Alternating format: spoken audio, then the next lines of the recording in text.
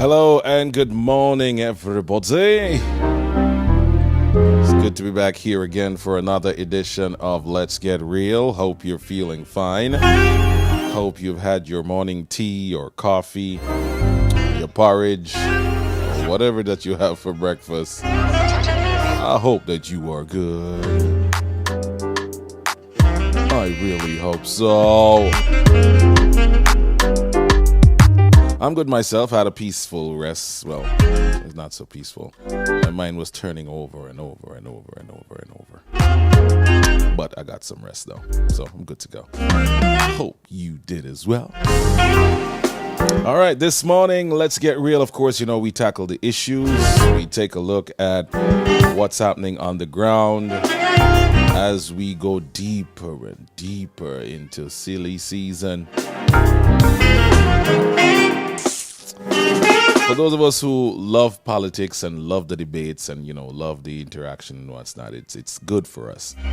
But for some who cannot engage on a particular level, it is daunting to see and hear some of the behavior sometimes, to be honest with you. And that's why I try not to engage certain people when it comes to talking about the issues, especially if I realize that they don't want to tackle it from an intellectual standpoint, a factual standpoint. They descend into way and rah and hoopla and don't even have points in which to make a substantial argument given what we are talking about. And so I would choose not to engage those persons. Whatever they say is, okay, cool. Depending on what they put up on social media, I pass it straight, keep it moving. You understand? But for those who want to engage in an intellectual conversation, in a conversation that at the end of the day we could either share ideas, exchange ideas, come up with a new way forward, and, if we don't agree, we can agree to disagree, and we move along cordially. Those are the kind of conversations I want to have. Not what we're seeing with people out there rah-rahing in the streets and painting this and painting that and tearing down people's posters and this kind of foolishness. I mean, and then it reflects on the party that you claim to support. I mean, how could you possibly be a supporter of a particular party, tear down other people's thing, knowing fully well that that's going to cast a dark light over the party that you claim to support? You're doing more harm to the party than good. Idiot.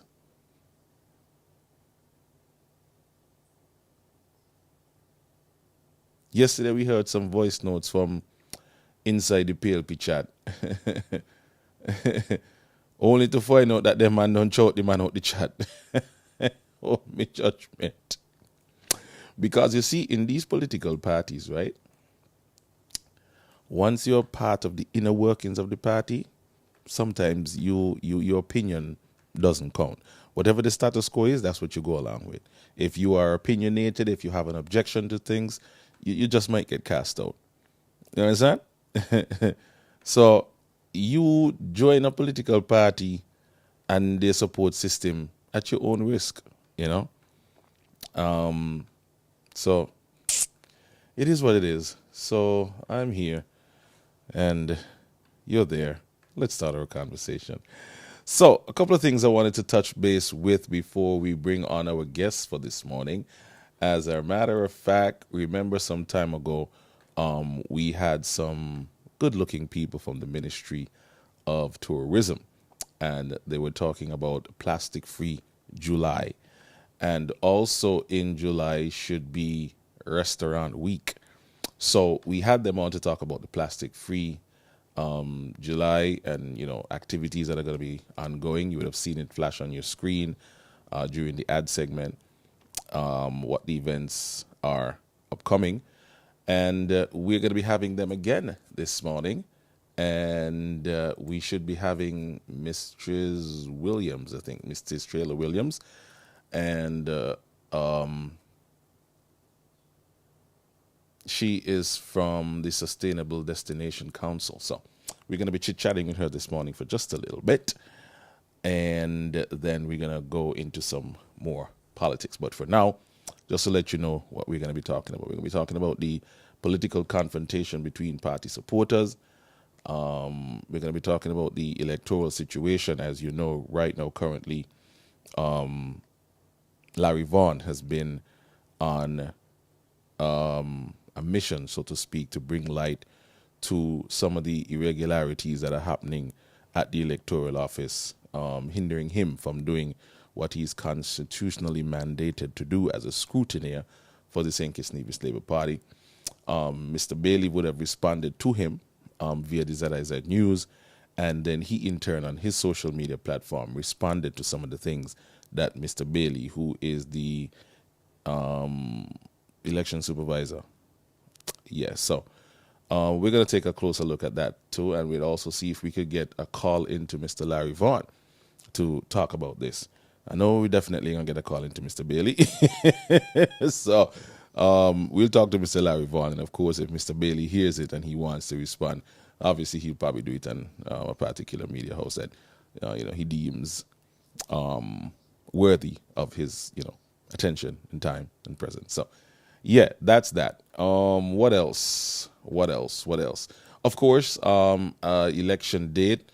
Still, we don't have a time frame for that. Vanny says, EK, good morning. I'm requesting extra time this morning, please and thanks. We're in the hand of life now. Me must be the hand of life to do to the family. What you saying? Extra time. I got a lot of extra time last night from Big Lights. Big Lights was blazing last night by OMG. I jumped even Big Lights and alcohol. Big Lights intro longer than mine.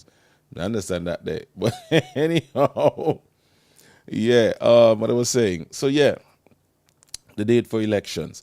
And I was looking at an article yesterday while I was searching for something in particular on WinFM.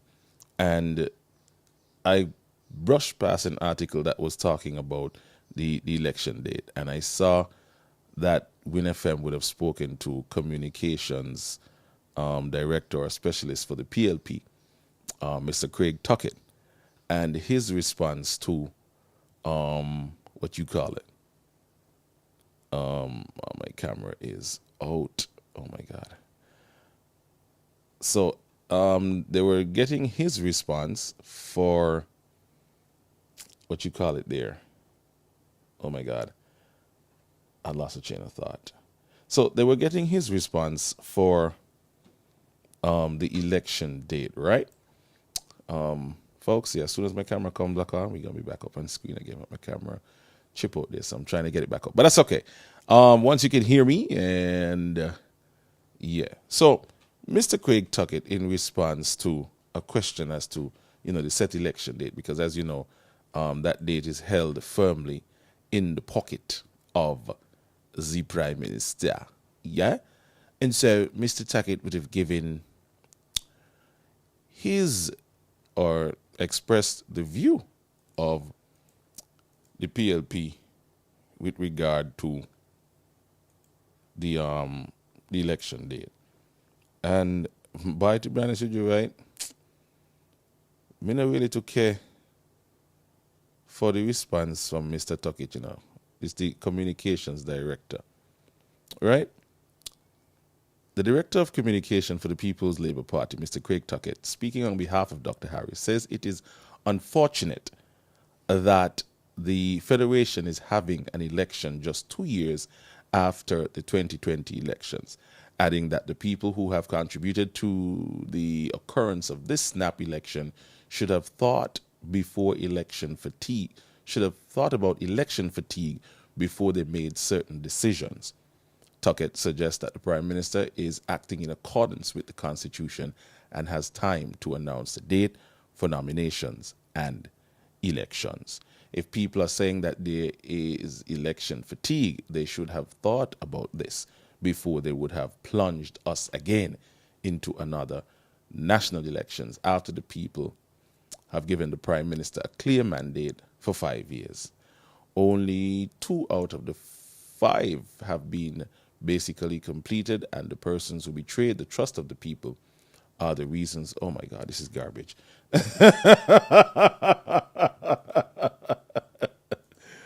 Oh my God. This absolute garbage. I mean, they really, oh my God.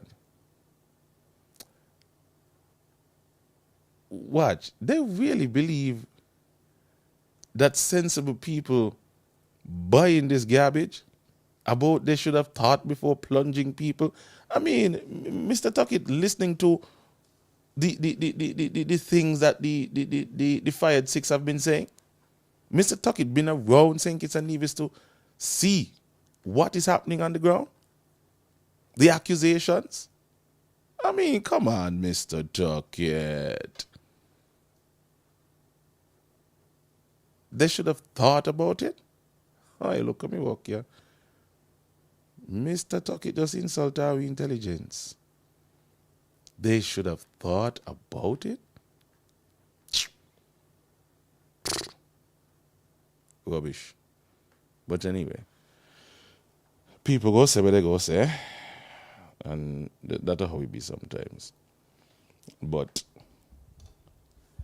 let's just analyze this thing for just a quick second here. What is the set election date? The only thing he has to say about that is that the Constitution gives the Prime Minister enough time. He's in accordance with the law. That is correct. That is correct. But you have to understand that people are a little bit uneasy.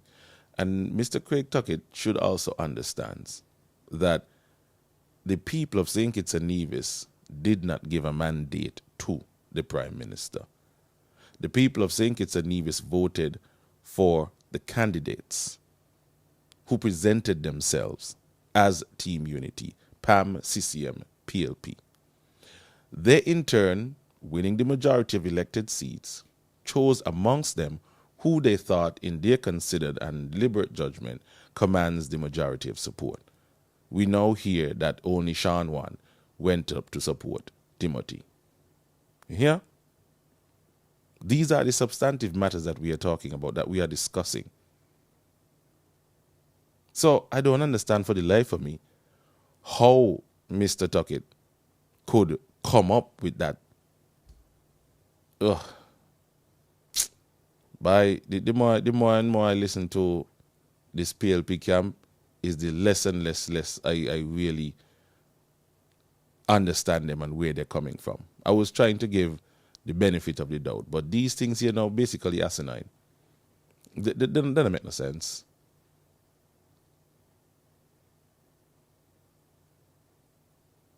So you want to tell me that the people of St. Kitts and Nevis vote for a Prime Minister? We don't vote for Prime Ministers down here. This insinuation that people vote for a Prime Minister is garbage. We don't vote for the Prime Minister. We all know that's not how it works. And to purport this kind of nonsense is really, really, really, truly ridiculous. And it's just spit in the people's face. I mean, come on. A direct spit in the people them face. Mr. Tuckett, man. Come on, man. So you have not heard of the undermining. You have not heard of the deception.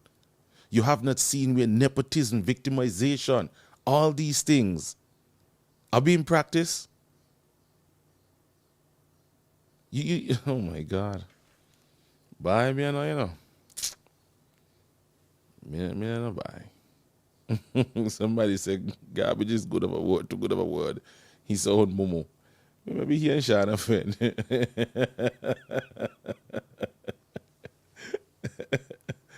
Watch.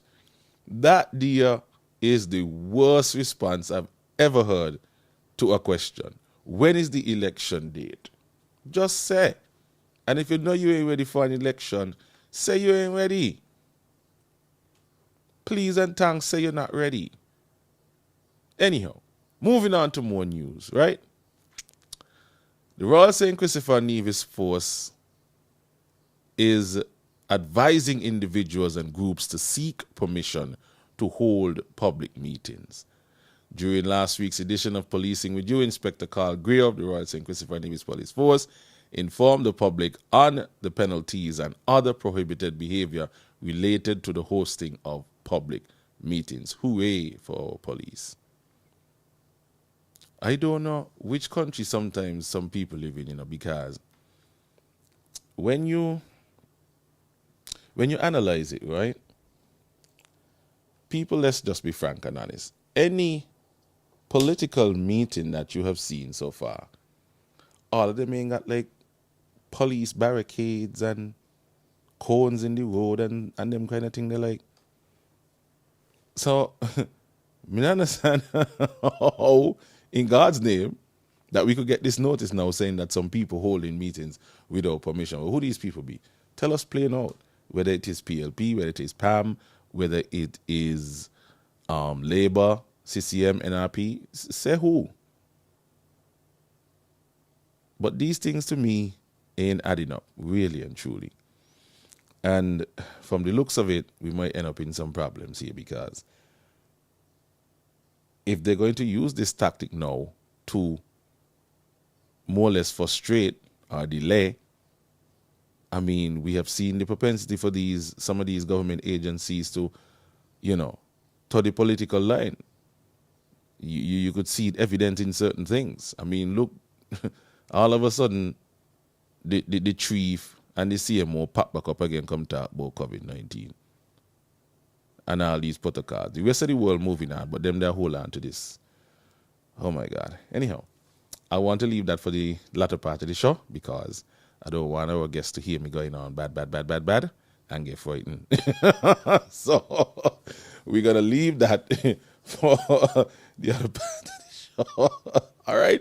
So make sure that you stick around. Again, we are going to be talking to Mrs. Taylor Williams.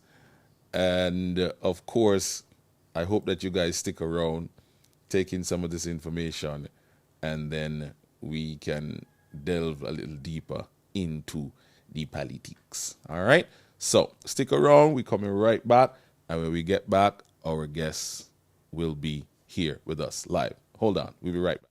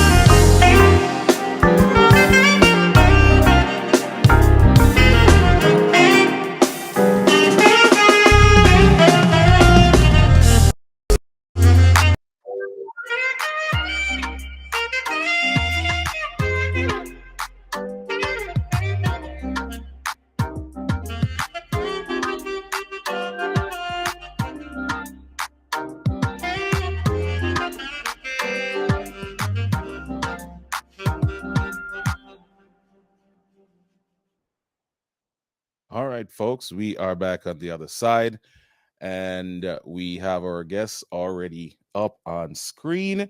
Good morning, Mistress Williams, it is. Make sure your microphone is unmuted.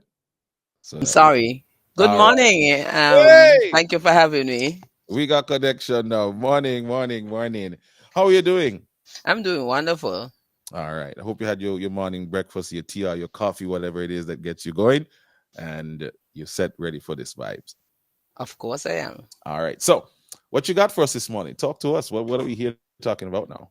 Okay, so we still continue to talk about Plastic Free July. I know my colleagues would have been there. They would have given an intro into the whole Plastic Free July activity And that would have been before Plastic Free July. We are now in Plastic Free July. Right. And so we just wanted to update people on the activities that are taking place or that have taken place already. So we started first with the unveiling of our billboard at the airport roundabout. I don't know if any of you have seen the new billboard. It replaced the other one that was there. The other one was red, yellow, and green with a lot of yellow and green on it. Now we have a darker color with some water filters on it, All right. because one of our partners in the Sustainable Destination Council, as you're aware, the Sustainable Destination Council is made up of public sector, private sector, and civil society representatives. So one of our private sector representatives is Tap Water Caribbean, and they sell these water filters as a means of encouraging people to reduce the amount of plastic bottle waste. So if you filter your water at home, you would not need to buy as many bottles of water, right? You use the own filtration system. So they sponsored the billboard, helping to end plastic pollution. This is one way of doing it. So we did that on the first. On the second, in spite of the weather, we went out with a group of volunteers from the SAFE program, and we were distributing reusable shopping bags at several supermarkets. We were at King's Pavilion on the Bay Road, Ramsbird Rock, Horsford's Value Mart, Fritz Supermarket in Molyneux, and B's Superette in Sandy Point. We did not want to leave out any area. And at the same time, while we gave out the bags, we were doing a survey. So we're asking people a few questions, not a long survey, about the plastic situation and their own plastic use. And important for us as the Destination Council, have you ever heard of the St. Kitts Sustainable Destination Council? Because last year we had an infocade or plasticade around the island, collecting plastic bottles in exchange for a reusable bag or other reusable items. And we did a survey then, and about 90% of the persons we interviewed had never heard of the St. Kitts Sustainable Destination Council, which sort of broke my heart, because Wow. the council has been around since 2013. And Okay. usually when I ask people, you've never heard of the council? We won the World Travel and Tourism Council's award in 2019 in Spain.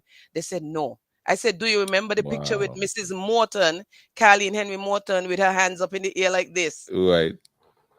That was the award that we won, Okay. So you see, right? the remember the picture, but not the purpose and the context of the picture. Right, So, but exactly. oh, okay, okay. So we are trying to bring more awareness to the group, because we want people to understand that we are all stewards of this little piece of the rock, this little island in the sea. It belongs to all of us, and we have to take care of it. Right. So we did that. We started asking questions to see, since November last year, has there been any change? I actually was located at King's Pavilion, and of all the people we interviewed for the survey, only 2 persons had ever heard of the Destination Council. Oh But wow. I took the opportunity, along with my volunteers, to tell them about the Destination Council. And I had about 6 young people working with me at my location, 6 or 7, right? And we gave out the bags. We also counted bags coming out of the supermarket in terms of plastic bags.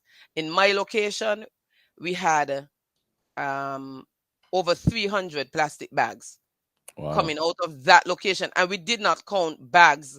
For example, if they went into that supermarket, because we saw that quite a lot, like people would have gone to Ramsbury Road, bought something, and maybe come over to King's Pavilion, so they would have had Rams bags. We did not count those. We counted only the bags that came out of that supermarket between 9 and 12 on that day. The only other supermarket I think that would have had more bags than us would have been Horsford's Value Mart, and you had like 700 plastic bags coming out in that short space of time, right? And we are saying, look at how many bags to our detriment we are using, because the plastic bags are going to end up at the landfill and in the water, right? And one of the other things that people may not be aware of, because we also use the opportunity to educate people, there is a recycling project in St. Kitts, besides the one at Admirals, because Admirals does collect plastics and aluminum and glass. But government now has a recycling project in partnership with the Taiwanese ICDF. They just started in June. Mm-hmm. So what they do, alternate Tuesdays, they collect plastics at Connery and in front of Best Buy supermarket in Buckley's, right? So we took the opportunity to tell people, you can have your stuff recycled. Unfortunately, they do not recycle plastic bags, right? So, So they get the bottles, so what type of plastics do they do though? bottles. Oh, bottles, the So plastic bottles. yeah, Okay, so yeah, you have your the plastic harder bottle. plastics. Okay. Right. And Okay. they're also taking cans, whether it's aluminum or tin. Mm-hmm. That's the first phase of this recycling project. They're hoping to expand it. They're going to take other things later on. But to get it started, they started with the plastics. And what they're doing, they have an incentive program. They weigh your plastics when you bring them. They must be clean. They weigh them. And when they weigh them, they give you points based on how many pounds of recyclables you bring. Mm-hmm. And there are prizes to be won. So if you have 10 pounds, you can win a certain prize. They have a cutlery set that you can walk with. So instead of going to the businesses to buy food and having to get the plastic cutlery, you will have your own reusable cutlery set. Mm-hmm. They have reusable cups, mugs, bottles. They have bins for you to separate your recycled waste. All of those, depending on how many points you get.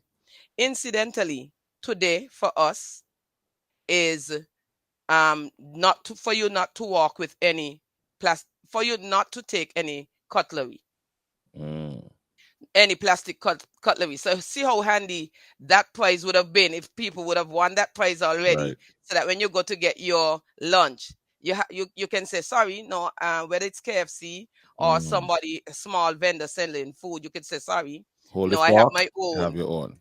The fork Right. or your spoon. Right. Right. And they give you the whole set. So that is part of what we were doing. We're educating people on those things. We started a competition last week called the Spotted Campaign. And we were asking people to spot persons doing the right things or the businesses and tell the story. Like, why did you make the change?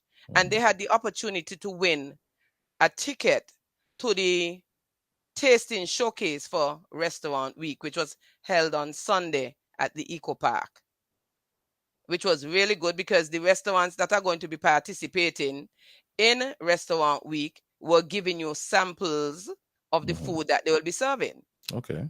So whereas the other persons who would have gone had to pay $30 for their ticket, for you just showing that I use a reusable bag and why I use a reusable bag, people could have won a ticket to go to the tasting showcase. You had Caribou's there, you had Old Wood rum, you had hibiscus rum, you had Carambola, you had Marriott, you had Park Hyatt, you had Shekinah Glory, you had Ital Creations. All of them were giving you samples of their food that they will be promoting during Restaurant Week, and the featured item is the sweet Sweet potato. potato. Right. Right. We always partner with Restaurant Week because the plastic issue is not just a group of persons. It's not an issue for just a group of persons. It's an all of us issue.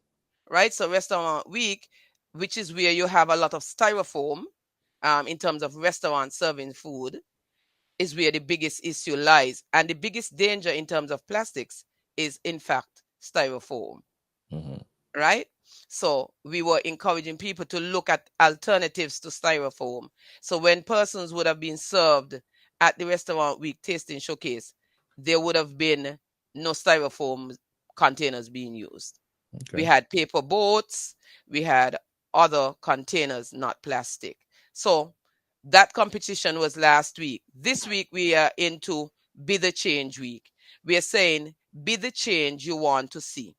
Having started Plastic Free July in 2017, I can remember going to some of the supermarkets. And one of the things that I noted is when you went to one, they would ask you, have you spoken to the other?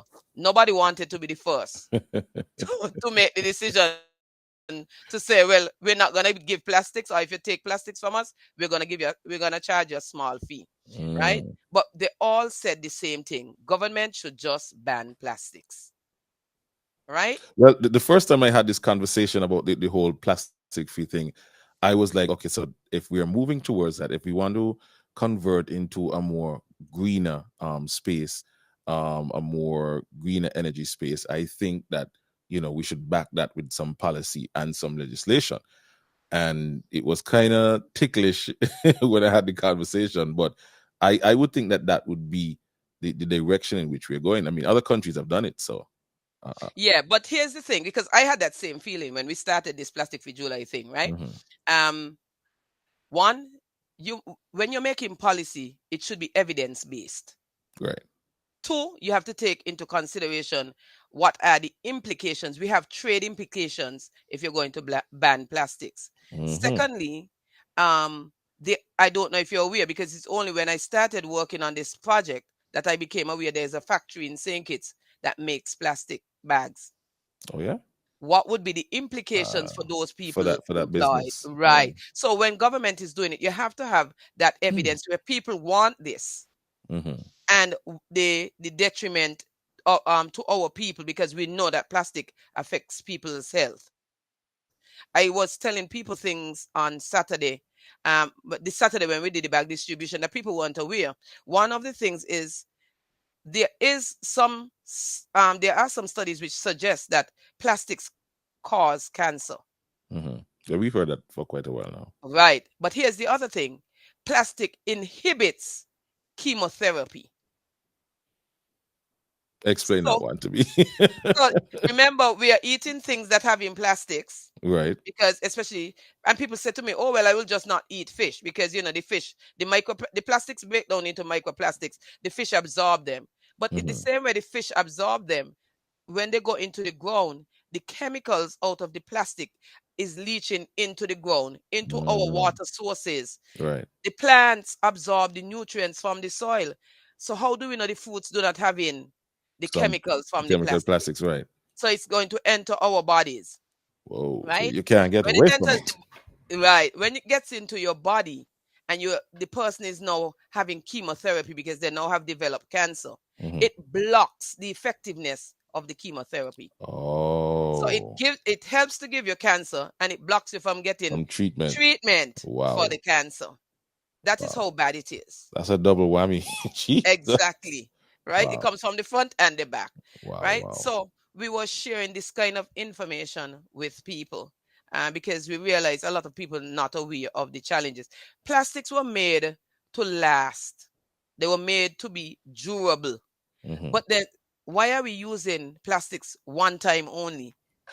The plastic bag, and our people like to say, well, I use it for a garbage bag. But how many times you get the bag from the supermarket, you take it home, you put garbage in it? Okay, so it's not single use, it's double use. But it was made to last for years. Mm-hmm. There's evidence of a plastic um yogurt container being found on a beach, right? Mm-hmm. When they looked on it, they saw the 5 rings from the Olympics. When they checked it out, the year for that Olympics was in the 1970s, but it was found on a beach in the 2000s. Wow. So that's how long it would have lasted, because Mm-hmm. plastic was made to last, Hmm. right? So we have that working against us, right? It was made to last, and maybe, I'm not saying, for example, like using it to make furniture and those kinds of things, because we want the furniture to last, is not a bad thing. Mm-hmm. Right? But it's when we are using it singly, and when we are using it for things which affect our eating, our health, that is when it becomes a major issue, Okay. the disposal of it, right? So we're having Be the Change Week, and we're telling people, be the change you want to see, because everybody is saying government should just ban plastics. But the other thing is, are you going to wait on the government to determine your health if Mm-hmm. you can do something about it? Noted, right. So while you're waiting on government to do something, each one of us can take even just one step to make a difference for our own lives. and our own livelihoods. The fishermen, if the plastics continue, they're saying by the year 2050, there will be more plastic in the ocean than fish. Wow. The fishermen will no longer have anything to catch. Mm-hmm. So that's livelihoods being affected. I don't see Mrs. Whatever from Oklahoma flying to St. Kitts to go to the beach, and she'll be swimming along with plastic. I know they have Plastic, yeah. swimming with shark and swimming with pigs, but I But don't not think still with anybody wants to swim with plastic. nobody wants to swim with the plastics. Maybe that's a new tour we can offer. No, no, thank you. Right? Mm-hmm. So that is those are the things we have to be mindful of. Lives and livelihoods in terms of the dangers of especially single-use plastics. We cannot totally eliminate, but we need to reduce our dependence on single-use plastics. So this week we're telling you do different things. Monday, it was carry your own bowl. And I would like to make a plug here for one of the signatories to the Heart of St. Kitts Sustainability Charter, ITAL Creations. Mm-hmm. They are saying for the whole month of Plastic Free July, if you bring your own container, they'll take $5 off your meal. I mean, you can't ask for anything better than No, that, because I don't think the container costs $5. you can't beat that. Right? So That's a good discount right there. exactly. So head to ITAL Creations, and if there's anybody else who is doing something similar, we are happy to promote that on our social media channels, because we want to encourage this. Right? So be the change week this week. Monday was bring your own bowl. Yesterday was skip the straw. Today is carry your own cutlery. Yesterday was bring your own bottle. Today is the own cutlery. Tomorrow is your straw. Friday is take your selfies. We want you to take your selfies, tag at St. Kitts SDC, hashtag Plastic Free July. Right? Give me that again. Hashtag Plastic Free July. like Plastic Free July. And we want you to take pictures, whether you're using your paper straw, you're going to the supermarket with your reusable bag, you have your own bottle with your water, your reusable bottle. Take those pictures and post them. When you hashtag the Plastic Free July is an international movement with over 100 countries involved, started in Western Australia. So you're going to be picked up internationally because you hashtag Plastic Free July. You tag at St. Kitts SDC, because we want the world to know that St. Kitts is involved in this global movement. We are part of that movement. And if you go onto their page right now, you will actually see at least one of our activities for Plastic Free July listed on that page. When I looked throughout the entire Caribbean region, no other country has an activity for Plastic Free July listed. We're small, but as my mother said, we tall now. Talawa. No, not Talawa. She said tall now. Noah. Right. I Yes, got you. exactly. Right? So it's there. plasticfreejuly.org. You look on it, you see all the information. They have tips on things you can do to become plastic free. Because it is said that if you do something continuously, consistently for 21 days, after that, it's easy to become a habit. Indeed. So if you walk with the reusable bag every day, eventually you will wonder, well, why I didn't walk with it, you know? So that is what we're doing. Next week, we're going to have a panel discussion. And for us, because sustainability is important, youth must be involved. So we're going to be featuring young people on our panel discussion. And our topic will be protecting the marine environment, advancing the blue economy. Everybody is talking about the blue economy. I don't think we have a true appreciation of the blue economy, and there's more water around us than land that we have. So there's an opportunity for livelihoods with the ocean, but we can lose it all if we continue to affect the health of the marine and coastal environment. So we want healthy lives and healthy livelihoods, right? So that's for next week. The final week, the Ministry of Tourism will have its annual Green Tourism Camp, where we teach the young people in the rural areas to reduce, reuse, and recycle. But the focus is also on agro-tourism. What we said in the ministry is that many summer camps and vacation Bible schools tend to take place in the Bastia area, but hardly anything takes place in the rural areas. And so we came up with that idea a few years ago, and we started having this camp. So we encourage the children from Sandy Point to Date Bay. We go to the schools and we ask them to send students to participate in the camp. There are lessons about agro-tourism. This year they will be doing something on sustainable tourism, and also they'll be doing some art using plastics. And again, they'll be encouraged to bring in their plastics so they can have an opportunity to win prizes. On the 29th, on Friday the 29th, we'll have the culminating activity for Plastic Free July, which is our march. A march through Bastille. We're going to come down on Keon Street, down West Independence Square Street, up 4th Street, and onto Central Street into Independence Square. And we are encouraging the general public. We have some persons we've invited, youth groups, again, the youth being an integral part of our sustainability journey. We are inviting the general public to participate in this march. If you think that we need to raise the awareness about the need to reduce plastics, if you believe, like you said earlier, that government just needs to ban plastics, then this is the opportunity for you to come and be vocal. Right. We didn't capture everybody in the survey because I said to some of the people we surveyed, we all want to talk in little corners. Here's your opportunity to put it on paper, Right. what you think, so that when we present it to the government ministers, they're seeing what the general public feels. This is another way of letting the government and the whole of society know how you feel that we need to do something about this plastic pollution situation. I recently had a tour at the two landfills, the one in Nevis and the one in St. Kitts. And what stood out most for me was plastic. Everywhere you look was plastic, especially the plastic bags.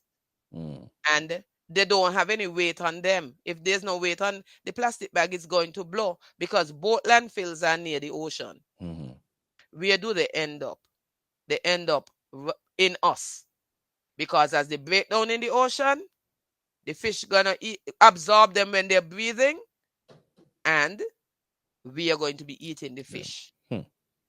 Right? So you could be there thinking you live in a healthy life, not knowing that microplastics. Right. Microplastics. Some years ago, we had a documentary, and it was pointed out that a lot of the children, when plastic baby bottles were brought in, you would find that the older people, so if you look at people who are 70 and older, they have less plastic in their bloodstream than young people, because you're giving your baby food in the plastic baby bottle. Especially those before. If you notice, if you look at some bottles nowadays, it says BPA free. In the early days when they were making plastic bottles, nobody was checking that. It's only after they discovered that BPA was a problem. It's an inhibitor, and especially for women, when you're looking at issues like making babies, and men too. Right. Plastics affect that, eh? Wow. And for women, it produces phytoestrogens. So it creates problems for you health-wise. Wow. So we need to be mindful of these things and say to those who are the policymakers, we need you to take a stand. I know the Department of Environment would have proposed something to government that we do it in over 5 years, using a phasal approach. So we start off maybe with straws, because you don't really need a straw. We start next with maybe styrofoam, and we did a survey, and people were saying 98% of the people we surveyed in 2018 said government should just ban styrofoam. 98%. But yet we have them here because they're cheap. But cheap can cost. It's cheap at the front, but expensive at the back end. Right. And the back end. Yes. Medical treatment, you know, walk in the park, Rasta, trust me. Exactly. And we're seeing it more and more. People appealing for help, for treatment, little babies.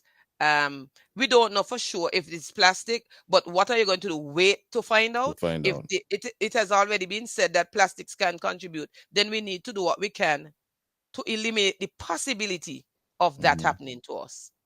So that is where we are at with Plastic Free July. We are getting the survey results together, analyzed, and we are going to share that with the public. in terms of the results. That we like to do things like that so that you know what has been said not only by you but by your peers. And we have pictures. We encourage people to follow us on our social media channels. We are on Facebook, Instagram, Twitter, and LinkedIn. And our we can be found at St. Kitts SDC. That's all you have to put in. St. Kitts SDC. Follow us for more information about the dangers of plastics, how you can recycle, what activities we have for Plastic Free July, and what activities we have after Plastic Free July, because we have a bigger project which is called Plastic Be Gone. Right. Good sound. All right. Miss Williams, one more thing, a couple of things before you leave though. Sure. The restaurant week, if you could just take us through that, like the restaurants will be participating and that kind of thing.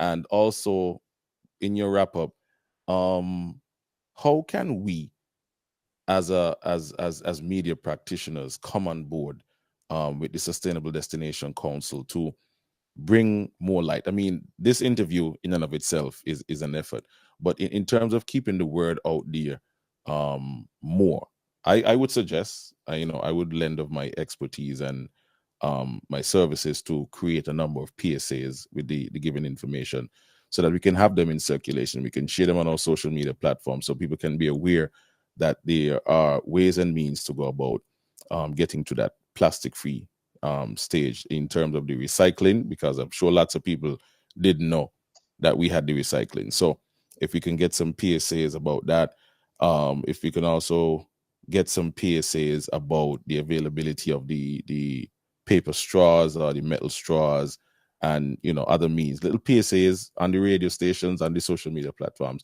just to keep people abreast of what's going on. So those are two things.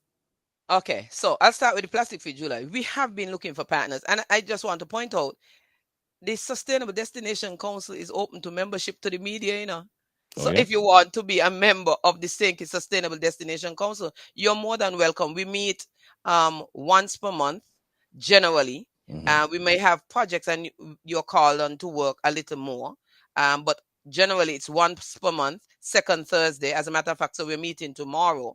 Okay. The Destination Council. And we welcome partnership from the media because that's what SDC is about. It's about working together, interagency work, right? We can't do it by ourselves. Sometimes people ask, why the Ministry of Tourism when it's the plastic issue? But the Department of Environment is a member of the SDC. Right. And if there's no environment, then there's no tourism. There's nothing. Exactly, right? Nothing at So all. we recognize that and we are willing to partner because tourism, just like environment, is a cross-cutting issue. We can't sit in a corner and operate in a silo and say we're out there marketing when there's nothing here to market, right? So we're depending on everybody to be stewards, and all of us have to be in it, right? With the Plastic Free July, so we would welcome persons on board. We have been trying, as a matter of fact, a couple of years ago, we're just trying to get a little thing sorted out, but we do have reusable straws. I'm sure you would have received yours. Yes, I like it. All right. And So my we cup have and my bag. Thank you so much. right. Uh, You're welcome. But we do have them. We've had them on sale for a couple of years. We've bought in before, and we do listen to people, the public. So the first set of straws we bought, they did not come with an individual straw cleaner. clean, right? Then people complained because things could crawl into it. So then, because it was just the straw, the metal straw. So we then got this new one, which comes in a case. So it's covered and it has its individual pipe cleaner. So you can keep it clean. You don't have to worry. That's the metal straw. Paper straws, some of the businesses are already doing the paper straws. I know Park Hyatt. The other day I went to the smoothie guy on Frigate Bay Road. And I Okay. was like, wow, spotted. You have paper straws. Yay. I was excited, right? So you're Nice. getting the message, right? So the message is getting out there. But one of the things I tell people, I came across this company. There are two companies. One I came across in Trinidad. They do a lot of those containers that you can use instead of the styrofoam containers made of bagasse. And it's so funny. We're now learning about this. Now we're no longer into sugar. There are Wow. containers that can be made from bagasse that can be used instead of styrofoam containers. They're available in Trinidad. Then I realized there's a company in Antigua also that does that. And if anybody wants that information, they can go onto our Facebook page, and I'll be happy to share the information in terms of the names of the companies where you can buy these things in bulk. And I know in St. Kitts we don't like to do it, but we need to take a leaf out of the book of the Chinese and the Indians. I know you might only need 800, your neighbor might need 500, but why don't the two of you come Put together together and bring and in buy the one big 1300? chunk, but yeah, one big shipment. Exactly. Right. Because when I look at the prices, 500 might cost $2, but when you're going to buy 1,000, it costs $1.50. So why not buy together in bulk? And the good thing is, getting these goods within CARICOM, you don't have duties. Okay. Right? So you can get that. With respect to the plastic containers, we are here in an advisory capacity, the council. So people are free to go onto our social media pages, ask questions about issues. We've done cleanups, beach cleanups, community cleanups. We've done those. We also do training on culture and heritage, because sustainability is not just about the environment, it's about people. Right. So we teach those things. So we welcome that. We welcome the media. With respect to Restaurant Week, it's being held starting on the 14th, and it ends on the 24th. We had the launch on Sunday at Eco Park. Nevis will have their tasting showcase this Saturday. Unfortunately, I can't make it, but I know it is usually good. Right? I've been there before, and they go out of their way. As a matter of fact, I think they compete with us. So they come down and they look at what we did, and they try to outdo Oh, us. do that. Oh, yes. Yeah, so you can't miss the one in Nevis on Saturday, right? And we have the following restaurants are participating this year. You can get a 3-course meal at these restaurants for $60. You can't beat that. $60, and in most cases, the taxes are already included. Arthur's, Bananas in Nevis, Carambola, Four Seasons in Nevis, Kittitian Hill, Park Hyatt, Marshalls. There's the Nevitalia Ristorante, Sunset Cafe, and Yachtsman Grill. Those are the ones you get a 3-course dinner for $162 EC. There is a 3-course dinner also available for $108 or 40 US, because what we do in Restaurant Week, we have a 20, 40, 60 price point, right? So the 40, 60 price point, we have Jamrock, La Cucina, Montpellier, Park Hyatt again in another restaurant, Poinciana, Rock Lobster, Serendipity, Spice Mill, Splash at Royal St. Kitts, Sunshines, Sweet and Savory, that's also in Royal St. Kitts Pavilion, and the Four-Way Restaurant, which is now recently opened where Ballyhoo Restaurant used to be. Right. I saw that advert. Right. And then we have those $20 US dinner special at Buju's Place, Sip on the Square, and Yachtman Express.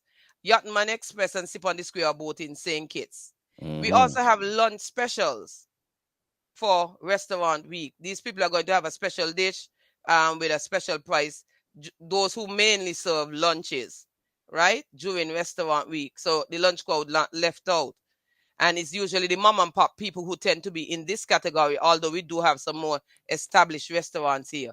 Bananas, Bohemia Beach Pool Bar, Dewdrops, Esme's Sunrise, Ital Creations, Jamrock, Octagon Bar and Grill, Rodney's in Nevis, Shani's Snacket. Shani's is located near Dr. William Connors Primary School. She's one of those mom and pop type operation. Shekinah is another one on Sandown Road. She's been with us from the very beginning of Restaurant Week.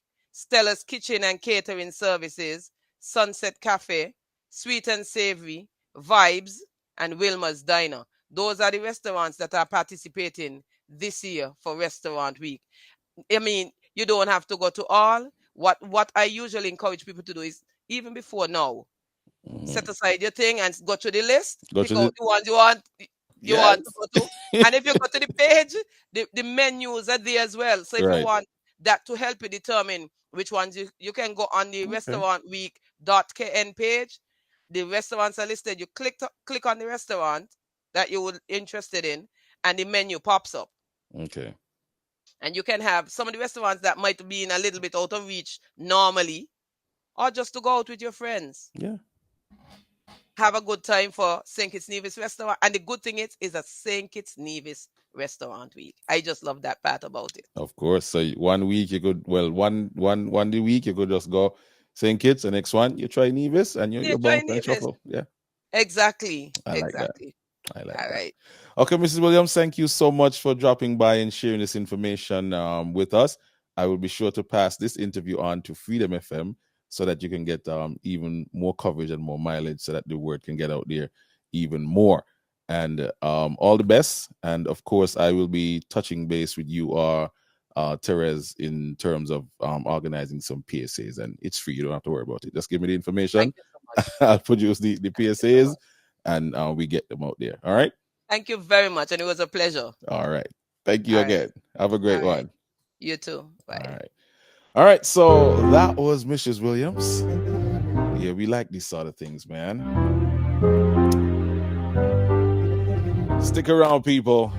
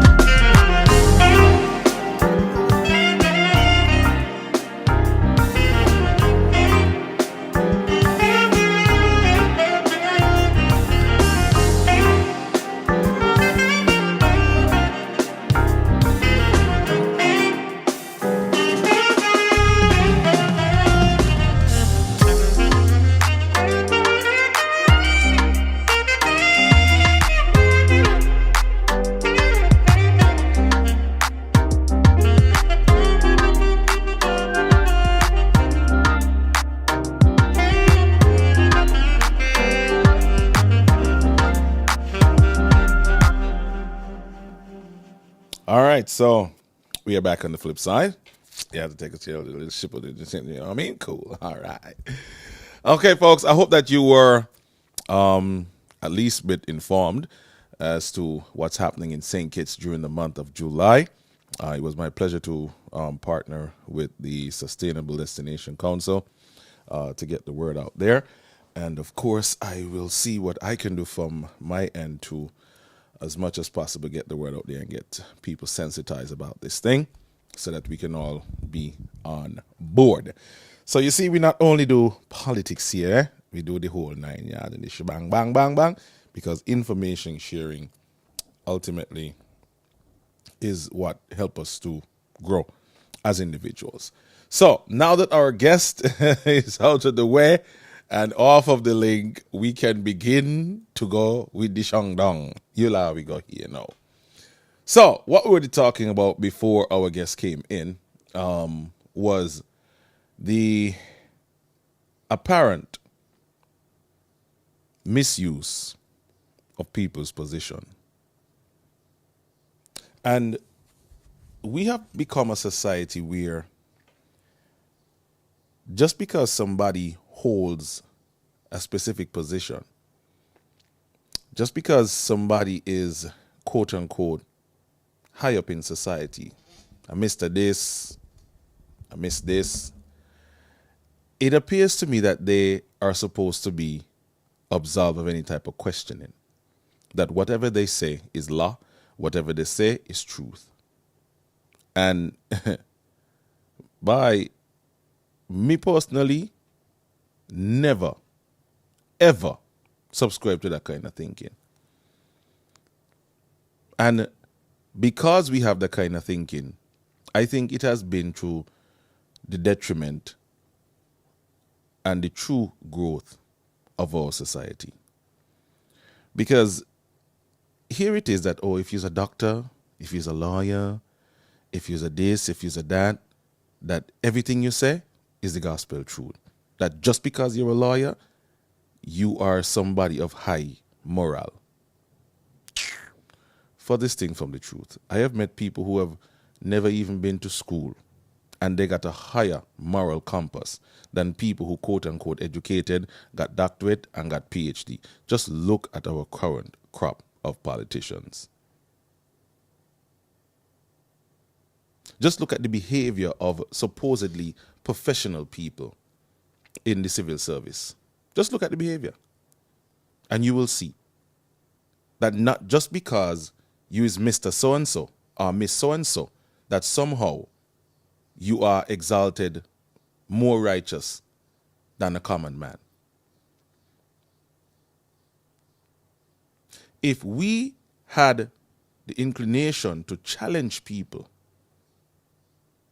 and call bullshit on what we hear, the pandemic would have never happened to us. Never. I dared to question the crap that I was hearing during the pandemic. I got ridiculed for it. I was even sought after legally for it. But thanks be to God that I survived long enough to bear witness and to see it all play out. Remember when they were talking about herd immunity, herd immunity, herd immunity, herd immunity, and then one day somebody pop up and say herd immunity is no longer a thing. So all that you have done so far and all that you have all the struggles that you went through, all the pausing of your rights to choose, it ain't really matter. We ain't see it as a thing no more. And nobody apologized. Nobody apologized for that garbage. People's lives were upset. People's lives were practically ruined. And then the doctors just ups one day and say, well, herd immunity ain't no longer a thing. We're not studying with that now. First we were told, get to 70% and we can go back to normalcy. Okay. I'm still kind of skeptical. I'm going to wait to hear what else they got out there, because people are of this opinion that once it's a medicine, it's good. I mean, I ever sit down and listen to these medicines commercials? Remember when soaps used to hot? Soaps, as the world turned young and the wetless, all of them. During the commercial break, you would hear, try Adderall, try Promaxium, try this, try that. Get back your life and something, something, something. And at the end of it, be sure to consult with your physician. May cause this, and even death. What? Watch, is the Viagra one them used to kill me now? Get back and live your life. Check with your doctor and see if your heart is healthy for sex. Side effects may include bam, bam, bam, bam, bam, bam, bam, bam, bam, and death.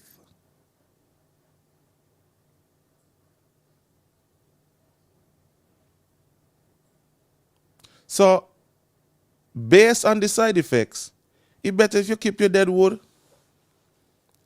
It's best if you just keep your dead wood and just cool. Because if you take this thing just to get a little piece of punash, you could end up with this, and even death. That's semi-ass. You know better you keep where you got? You know better that you keep where you got? So which means that medicines have side effects. Even some of the best medicines have side effects. Some they did not discover during testing, some they discover after, long after. Have you or your family taken the drug Maximum? Then consult with attorneys at law, Jeffrey and Hanley. You may be entitled to compensation. Semi-ass. So I never used to see them out there. When I used to watch soaps and MacGyver and Matlock and them thing back in the day.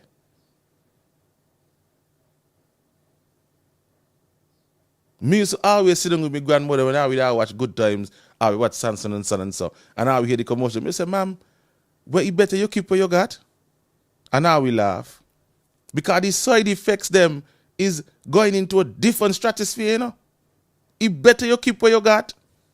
So given all of this, them they wanted to just come to people and just say, just take the vaccine.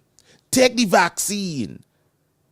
The vaccine is your best hope. Our best hope of getting back to normalcy. Take the vaccine. Well, partner, what is the side effects be? Me here, man and man. In the what? The pandemic wasn't even 2 years old. Maybe a year and change. I mean, if you talk about long COVID. Well, how do you ask you about long COVID? And you haven't even gone 2 years yet. Long COVID. What do you say? Well, what about long vaccine? All man and man was just trying to figure out what is the side effects of this damn drug that we're supposed to just shut we eye and take. And nobody couldn't come up and tell you. People were reporting blood clots and all kind of anomalies. And they were telling us, well, don't worry about that. The trials, something. Which vaccine you know? They'll come about in less than a year.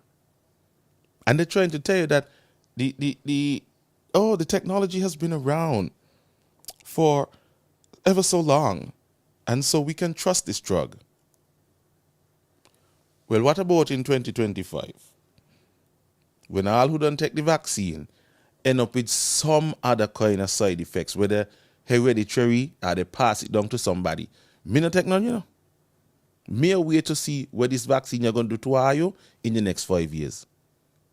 So, and if that mean I can't travel, well, too bad. I'm going to go nervous. But me not take none, you know. Not me. Me sorry. Who want to take it? Take it. God bless you. But me not take none. Not me. Who ya? Me want to see what you're going to do to you first. And because people took that stance, are you putting people's lives in jeopardy? And complacency and all these that damn stupidness they used to talk. And now they come back around today and keep up the same old stupid talk. We vaccine rate hella through the roof. Through the roof. Nobody talk about your natural immunity. Through the roof. And here comes these puppy show again, these clown shows, these 27,000, 20,000, 15,000 clown show. Come tell us again about vaccine. And people have put them there on news. But me couldn't be in charge of the newscast and got them people that come and talk about their update pan COVID, you know? But I must be crazy. Let me drink some water here. But I must be mad.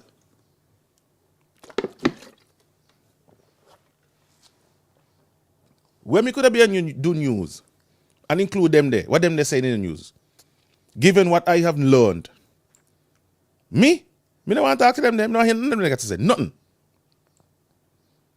If something happened for me and I need surgery, okay, fine. But when it comes to COVID, me don't want anything from them. Who want to call it irresponsible? Fine. When it comes to COVID, me don't want to hear nothing from them there. Plain and simple. I hear Big Lies last night. Let them go sue Big Lies. Let them go sue he. They're coming back around again with this COVID nonsense.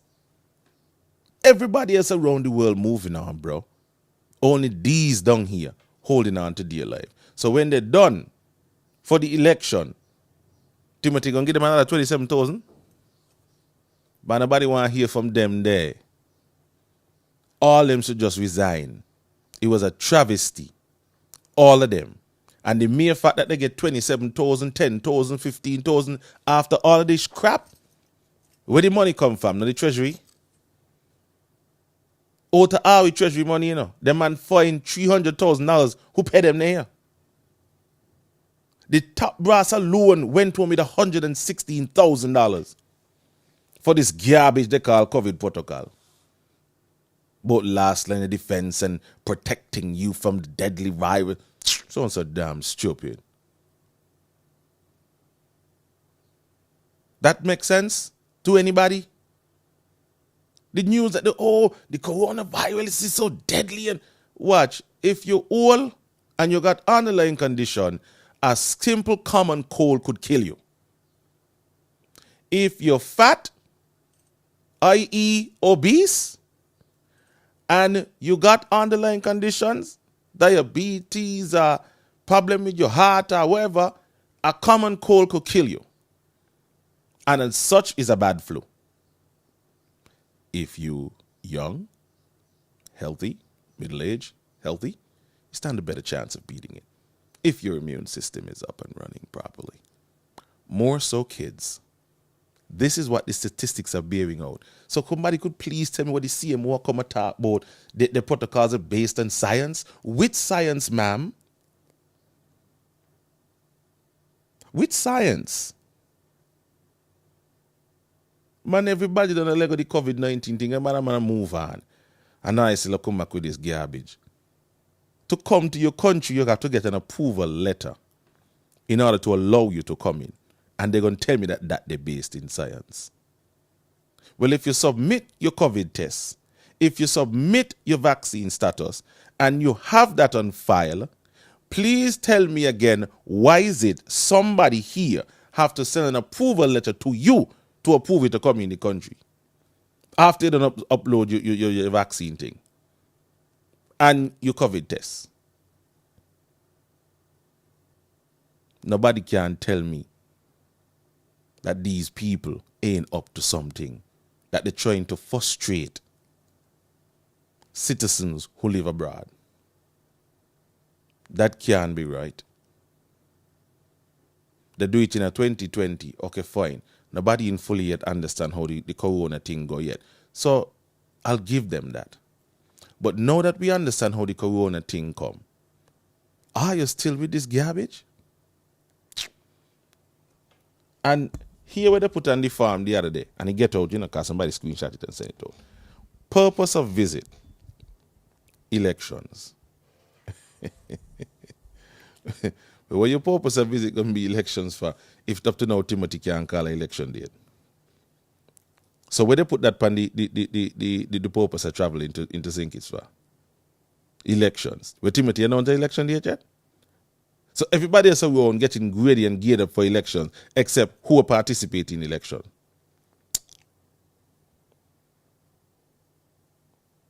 Buy me and a buy.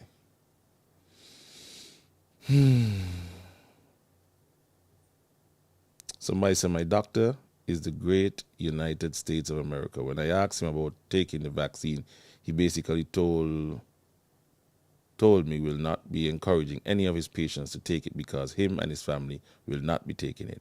That was enough for me. I mean, who want to take it, take it. If the information that you get is okay for you and you take it, God bless you, take it. Not tell anybody to take it, but for me, not me. Not me. I was about to, because I was hell-bent on going to United States, go drive truck and shoot gun, But then me start to hear, buy me say buy, no, not me. Me not take that. Not take it. Too bad. Me not take it. Who want to take it, take it. Good are you? But we have not had an election date set as yet. And Craig took it to say, oh, are we election fatigue? So Timothy want more time so that the election fatigue from 2020 could wear off. What the hell is election fatigue? These people just going around making up shit just to justify the crap what them are doing, What is election fatigue? If anybody election fatigue are Nevis people, because Nevis people have got 2 elections, one behind the other. Local and federal. They go out and they vote. If anybody's election fatigue, it's probably the campaign donors and the political parties them. But nobody has election fatigue. So they're blaming this election on Sean and Mark. If Timothy did do what the hell he was supposed to do and not be so damn rambunctious, we wouldn't have been going into an election. But everybody see it play out. Look how much chance them boy they give he who come to the table and negotiate and try to done away with your ways. Look how much chance they give him. Them man give Timothy so much a chances. And he just walk out to hell with you. Just say come in and need Douglas and me and need Sam, you need I need that. Me don't come prime minister. But Timothy really believe that somebody Some right thinking person saying it's a Nevis. Gonna put on the ballot paper a voting for Timothy Prime Minister? By how we don't vote on a Prime Minister down here. You need to wake up, my lord. Wake up. Thank you for your time. You had a good run. You had a good run. You say you're better than Douglas. But you come like you don't learn nothing from Douglas. He come like you ain't learn a thing from Douglas. Because Douglas draw out the motion of confidence. He draw out the election so long till people just get fed up on him. You know, realize the more you talk is the more you end up look bad. Done with it. Call the election, let's go, my lad.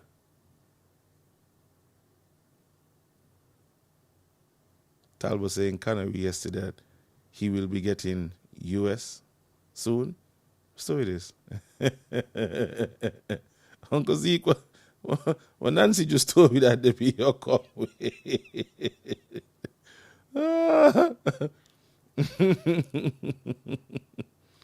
Bye. I just don't know. I don't know what's going on with Timothy. And if he don't take stock of himself, he gonna lose and he gonna lose bad. And that would not be a nice thing. Because I'll tell you this much. People who get into position of power and wealth take stock of how you treat people. You hear? Because if you don't take stock of how you treat people, eventually you're going to get your pension. And people going to reward you for how you treat them.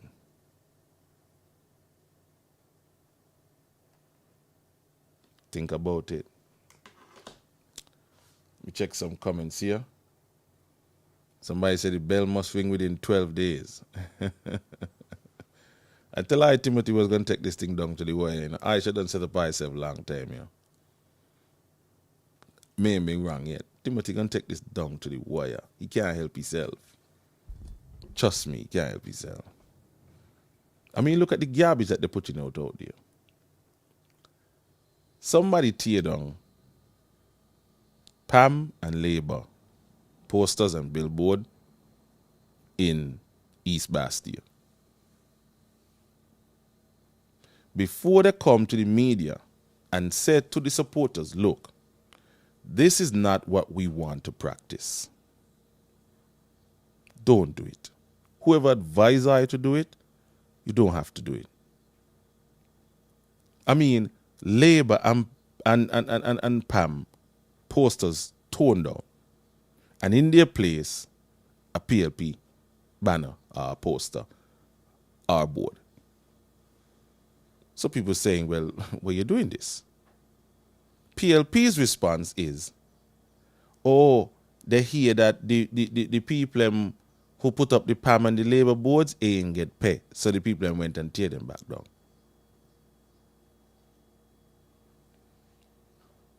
In which reality that they could make any kind of damn sense?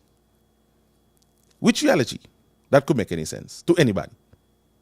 You see, evil thinks as evil does. Because they're paying people to be on board with them, they feel like everybody else doing it too.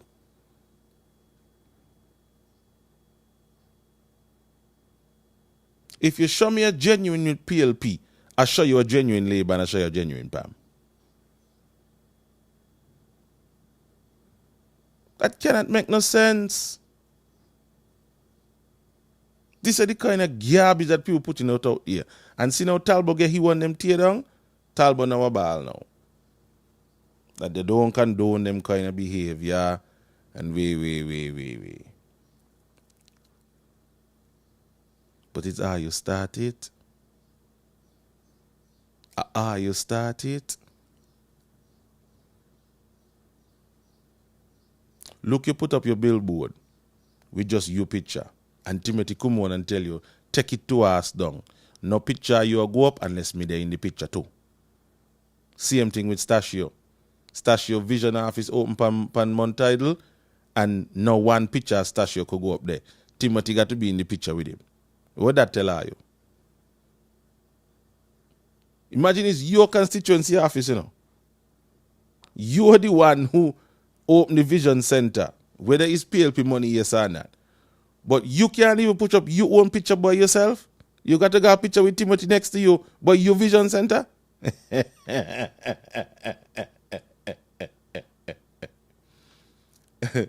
Angela Brown says, good morning, EK. Where can I get a copy of the Constitution, sir? The Constitution is online. You can get it in a PDF file. It is there to... Oh, boy, sorry. Sorry, ladies and gentlemen.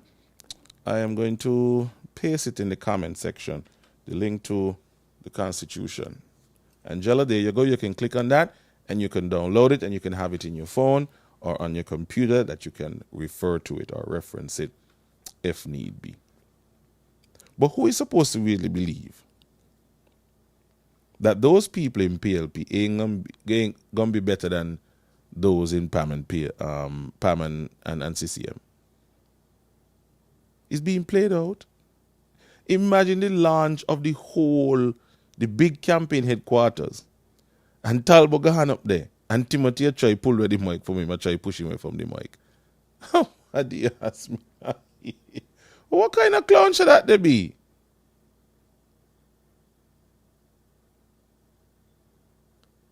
What kind of clown show is that? That to me speaks volume, you know. When people up and down talk about, the race between Dr. Joe and Douglas Leader. And Talbot gone up on a stage and literally had to pry the mic out of Timothy's sweaty hands, who said something to the people them. And Timothy up at him, come, leg of the mic. This ain't time for you to talk. Leg of the mic. And they give up to give speeches at their public meetings. And Timothy stand up to the front. Will you hover over the people and for the man? So if you need to hover over them to guide them through campaigning, let me ask, well, what is going to happen now with ministries them? So you're going to have to be present in every ministry. If there's a decision to be made in the ministry, infrastructure, Talbot going to call you first?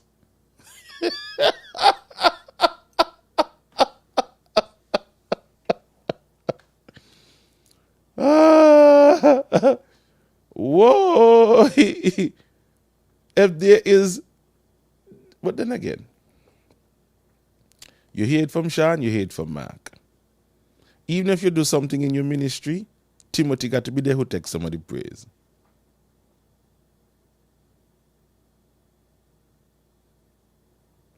Evil thinks as evil does. Remember, Timothy in the 2015 campaign said emphatically, they want to come take over our country with the Cuban philosophy. Because in a Cuba, when Castro say eat potato, you eat potato. And that statement to me was very telling, because I was like, in a sense. So just because they went to school in Cuba mean that they have Cuban philosophy?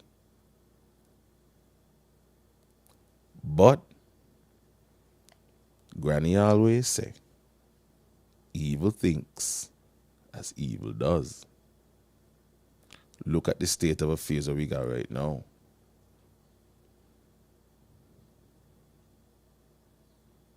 Just look and see who practice Cuban philosophy and dictatorship.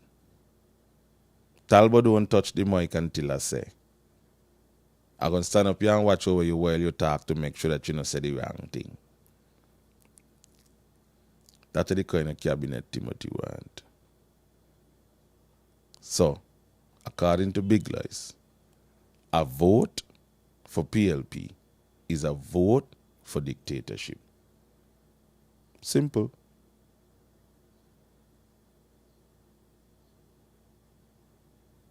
Any right thinking person could see that. I mean, it's a shame that they're ordinary people, because politicians have always been people of a certain ilk. Outside of Bratchadam time. But since then, politicians has always been doctors, lawyers, you know. And yet still we don't get much done around here. So it's a shame that, you know, people like this had to come at a time like this, with somebody like that. I mean, I think Barkalika would do good in government. Milo Box would do good in exceptional in government. But wrong team, wrong time. Wrong team, wrong time.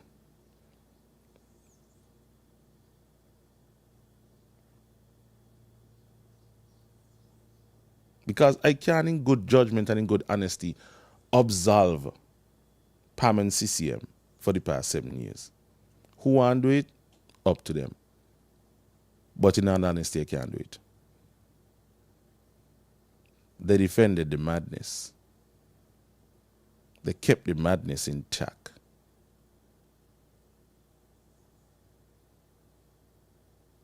It's like they know that Pana was raping the country, and they defended it until somebody catching up with them. And now they want to squeal and take themselves out of the equation. It's what you know and when you knew it. I'm making a leg of that. Who want to say, oh, I grudge Mark, I grudge Sean, I grudge this. That's okay. I could fire your tail part. Okay. The fact of the matter is they were there. And they saw all what happened. And they did nothing to stop it. Now they want to come after the fact to send them back into government again. Go do it. Give me a break. I think I could open my telephone lines now and get some telephone calls in here, see what you guys have on your mind, and we're good to go. 760-9694. I know my friend Annie asked for some extra time this morning, but extra time is why I can't give you dialing. I got some things to go do. You hear? So, if you out there, you're listening and you want to give me a call, give me a call. But last night was a first time in a long time I listened to Big Lies, right? Doing his live. And some of the things that Big Lies a chat, I mean, them not the thing I want to continue in the government. What happened in the inland revenue?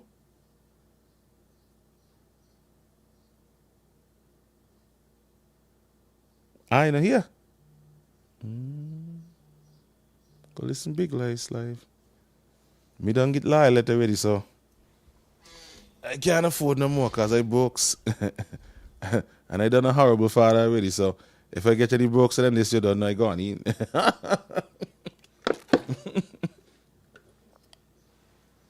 You don't know I gone in. So, if anyway you're balling for, I can't stay here with you, darling. I got things to do. One be a time I miss when Monday morning, because really and truly I was tired. I couldn't get up to do it, but I was tired. Getting up in the morning, I got to get up by 8:30, right? Set up the stream and everything, both, and sit down and wait until 9 o'clock every single morning. That ain't got nothing to do with what I got to do for the rest of the day. You hear? So sometimes I'd just be blown, man. Like, honestly to God, blown. But what can you do? But all in all, people, I want us to remain vigilant. Because you see the kind of struggles that Larry Vaughan going through down in the, what you call it, the electoral office. And, bye man, oh bye.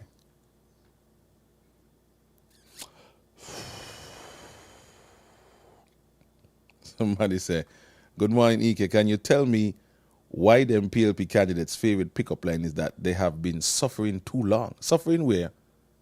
For the past 7 years, they mean, no? Give me a break. Watch, nothing where them man that say make no sense. I try to sit down and listen and be objective as I possibly can, but me no mumelch.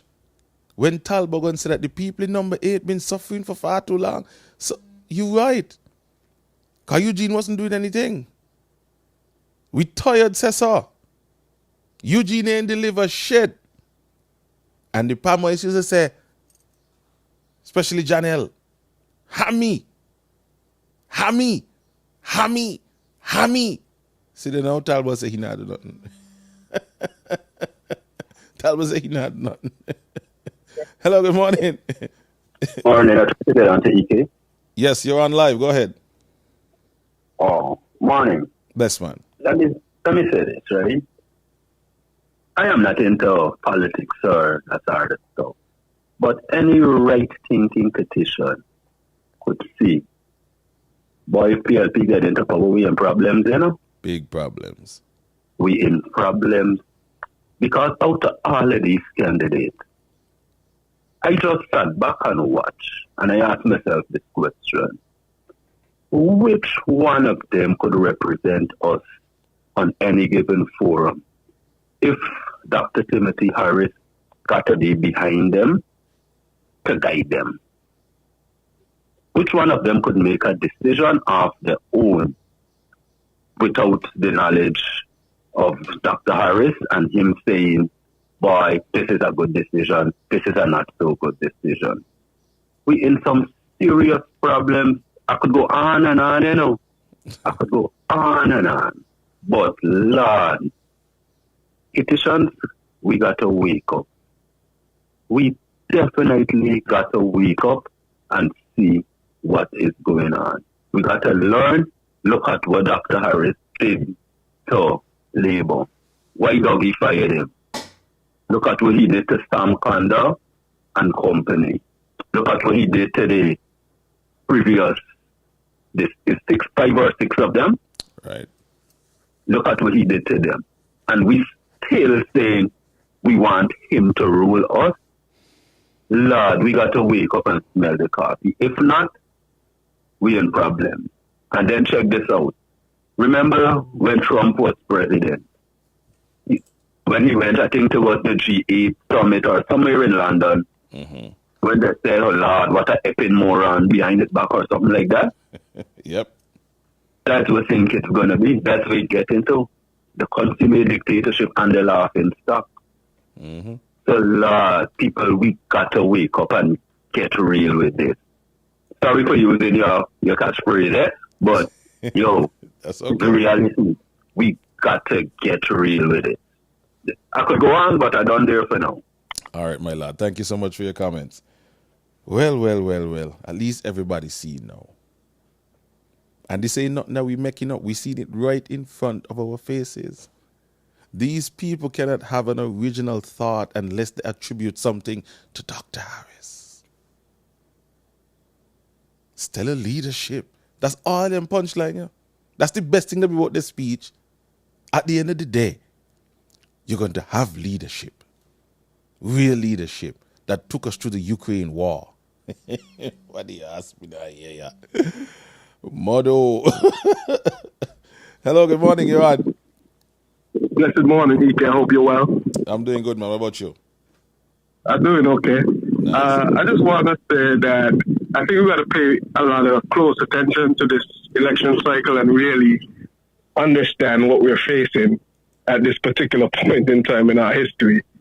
A lot of things have been, kind of lost in the debate, right? Over the time, as time has passed and you know, a lot of different things. People who pulled on board, who said this or that, who said call people mum on stage. Like, these kind of things dominating the debate, right? And we can't really lose sight or focus on what's going on. First of all, I think there was an outlook of people in St. Kitts and Nevis that feel like, well, it don't really matter what government you elect, right? It don't really matter PAM, Labour, PLP, NRP, CCM, all of them are the same. But look at what we got going on here. Look at how important it is to really look and verify and check and make sure that the people that we elected are really serving us. Look at how important the Prime Minister is.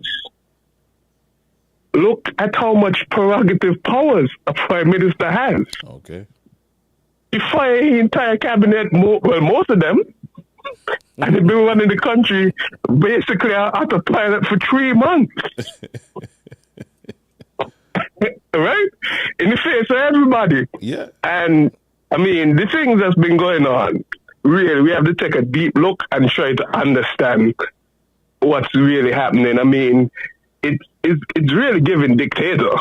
Like, that's a word that's been brandished about, you know, like it gets people emotional and then, you know, it's going on. That'd be a little bit too much. Yeah. But look at the kind of things that's been going on. The fire most the cabinet, that happened. The election date has not been given, even though we 70-something% of the time is must have, you know, we're running out of time here. The country is waiting, right? There's been nothing about that. Yesterday, as you mentioned earlier in the show, somebody changed the travel form and add on an election requirement or election as a reason for entering the country. Like, I don't understand what else needs to be said and are done. And then one other thing is that, remember, before they started, that CCM and PAM tried to write a letter to the Governor General to get Sean be installed as Prime Minister. That's the kind of trickery and chicanery and all kind of things that's been going on left, right, and center. So I think there's a lot that's been spoken about among people saying, well, I don't know if I should go out and vote, I'm confused, I don't know what to do, you know, may know what happened, and I understand because it's been a very confusing time, to be honest. But one thing is clear, that we can't let this thing continue, and we can't just let this thing pass us by and people just stop home and talk, but well, you know, it don't matter who we put in there. Because it very much does matter. And if this is not proof, then I don't know what it will take to show us that it does. Thanks, Ike. All right. Thank you so much for your call. But we got to continue to put things into perspective for people. We can't allow people to lose sight of why we are here in this moment. And that's something that we'll never, ever, ever, ever do. I will remind everybody, if anybody decide to talk up and don't want to talk louder than me, I'm going to remind them why we are here, how we got here. So we're not going to lose sight of anything. That's why I said to the comrades them, stay focused. Stop yapping at every little thing we pass. Stay focused on the real issues them. Because that's what they don't want you to focus on. Like, for instance, this article that Obi published about 3 hours ago, where somebody asked Obi to put up something to endorse Timothy. Right? Consequently, he was characterized as a bad man, as a criminal, an elitist. He must be destroyed or be put in prison. This is a typical case of how elitists and their supporters wanted to continue the perpetuation of exploitation against the indigents. A courageous man stepped forward to prevent victimization of the poor, and he was considered an outlaw. Wow. Prime Minister Harris' entire life was built on his very philosophy, which is the right for the very least amongst us. We have a call. Let's take this call and I get back to that. Hello, good morning, you're on. Good morning, Brother Ike. Morning, how are you? How are you doing? I'm doing pretty good. What about I'm you? doing excellent, brother. Nice. Yeah, Man. one of the thoughts I'm doing pretty good myself. Great. Okay, one of the things that is missing from our political and social discourse, my brother, is this: the matter of character. Mm-hmm. We have all these candidates that present themselves to us and asking us to elect them to office. Now, the cornerstone for leadership should be and must be character. And so we need to judge these people not on their looks, not on their eloquence, not on what they have accomplished, but on the content of their character.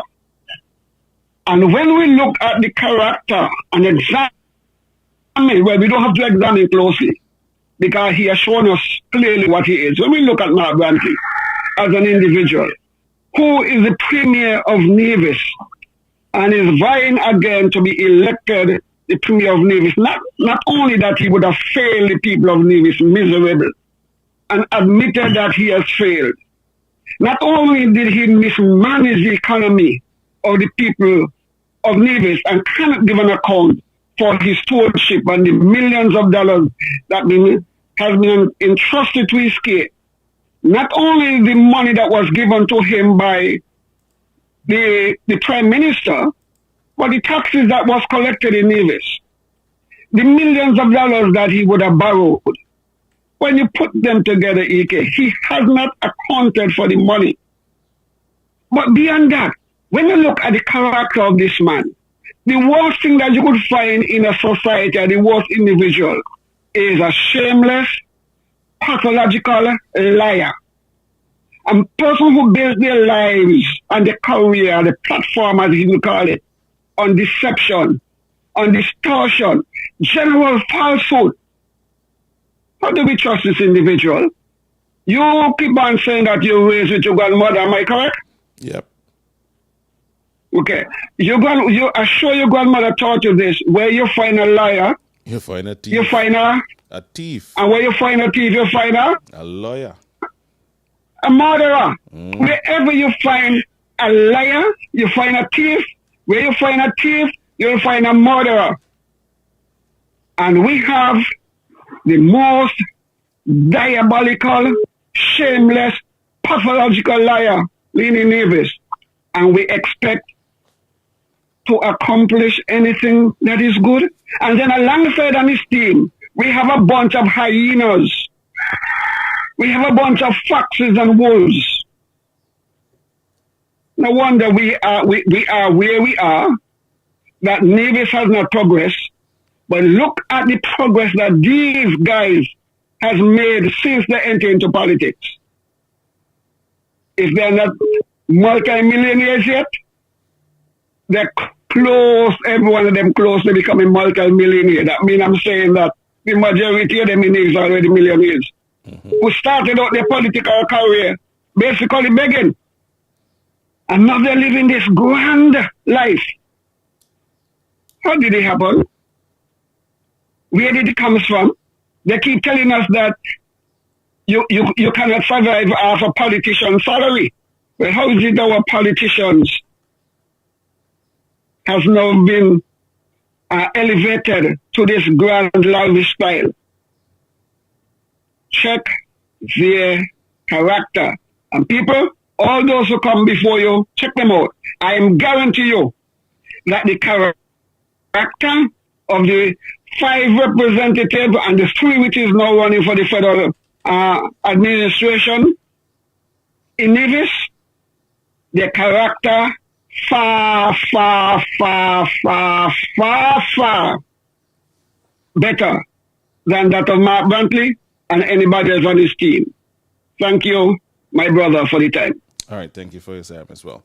So I was reading something that was posted on OB's page. And this talk again about the PAP. We would have heard what Dr. Drew said about the PAP. We hear that.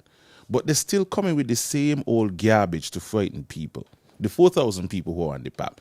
They want those 4,000 people to keep voting for PLP. So they're putting out there that somehow, and listen to the statement, I listened to Glenroy Blanchett and the other Labour Party employees calling for the $500 PAP social program to be abolished. they have no compassion for the poor and victims of the pandemic. They are carrying the proverbial oppression sword, seeking to cut off the lifeline of the poor. Of course, our people must be empowered to become industrious and self-resilient. However, the unprecedented pandemic disrupted. He trying to lump the pandemic in what? When the pop start? When the pandemic start? You see, you got to analyze what these people say and just tear it apart. The pandemic stopped that, they say. Right? Cool. No problem. Remember when Timothy brought everybody into the square in the hot sun? Had them waiting on a check for $500? That's a number one. After that, we didn't see it happen. They do what they had to do, and they started getting money to people. People, let me break it down for you. Poverty alleviation aims to improve the quality of life of those people currently living in poverty. And you can look up and see what poverty is. Another term that is often used is poverty reduction. These are all measures put in place to reduce the rate of poverty in rural areas. All right? Okay. Now, poverty alleviation is accompanied by a number of positive social impacts. These include improved access to food. What is our food bill right now? Okay, that's a number one. What is the government doing about getting access to food? And what's the government doing about food prices? But Timothy, love you. Okay. The results in higher nutritional and health levels, improve access to education due to high income levels and ability to pay for fees and supplies, and improve employment opportunities. Improved employment opportunities. So, in actuality, what is happening here in St. Kitts, ask Timothy Harris how much jobs he has created since becoming Prime Minister. How has he diversified the economy? Opening hotels, ain't it, you know? You know how long it take us as local people to reach to the very upper echelons inside the hotels them in St. Kitts and Nevis? Ask them. Ask anybody to work in a hotel and you'll see. Entering at a cleaner, a housemaid, a bartender. That's okay. But what about the higher paying jobs? Remember, it was his niece who said that when you go away, get your education and come back, go up and step for 2 years till you figure out what you want to do. So you go on this step with a bachelor's or a master's, you're working for minimum wage, and on top of that, Timothy gonna give you $500 until you could figure out what it is you want to do with your life. That is poverty alleviation. How many adult education programs have been started by the government since 2015? I'll wait.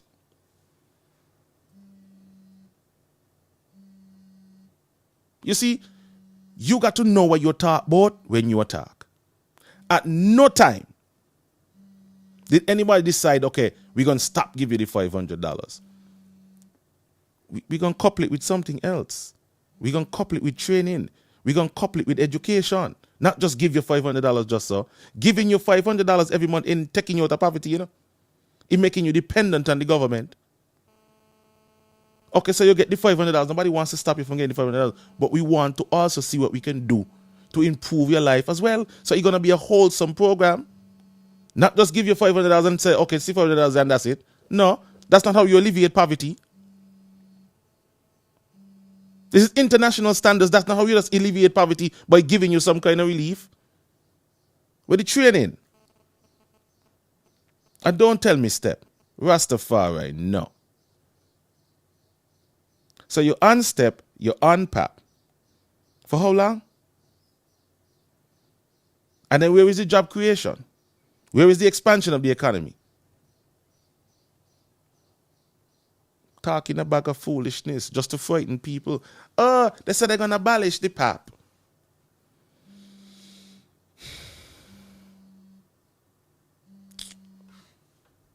Take a call. Call here on, go ahead.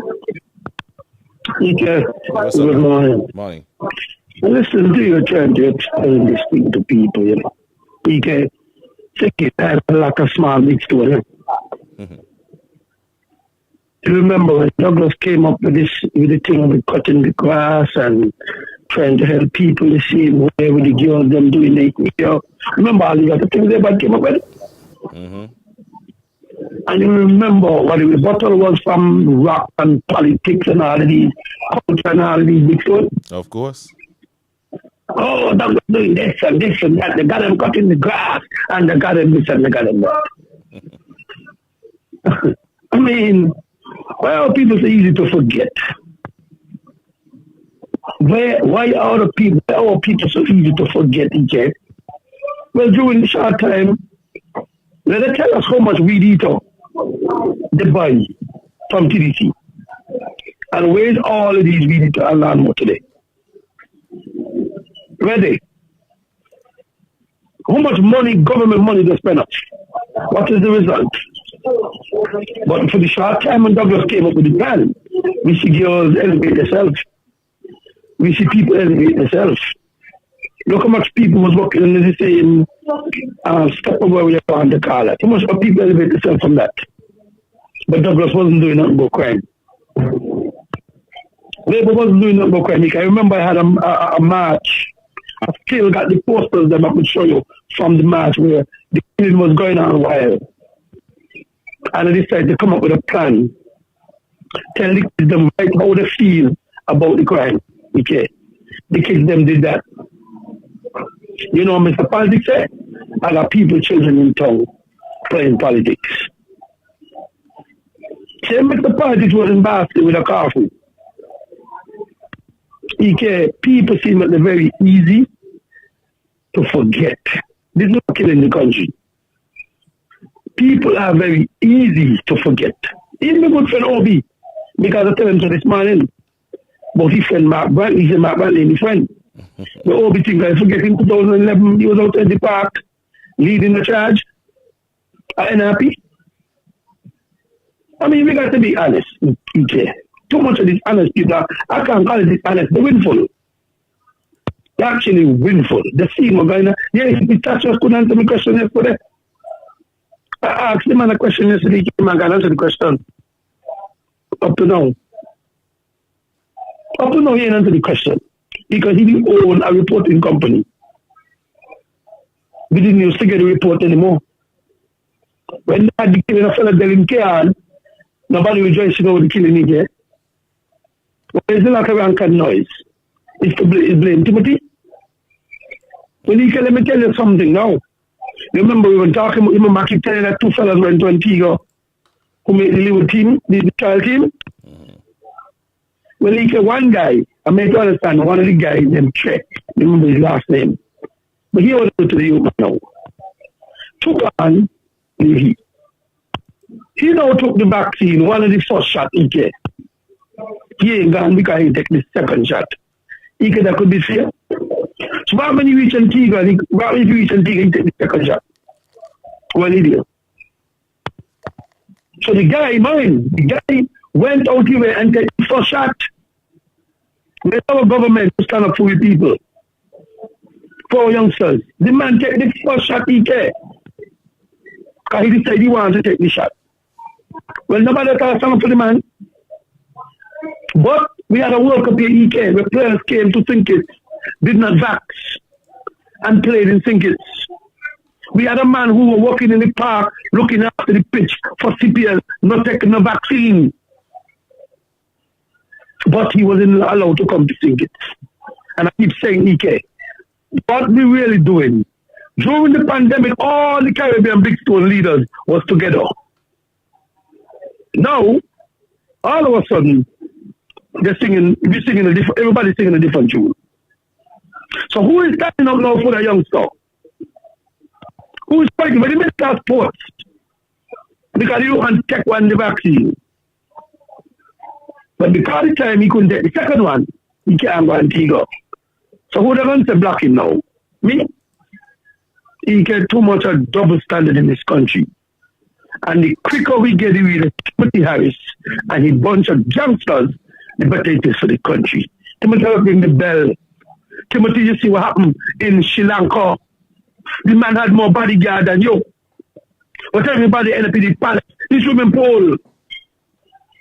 So continue playing, they're going to press people. Continue playing with the nation.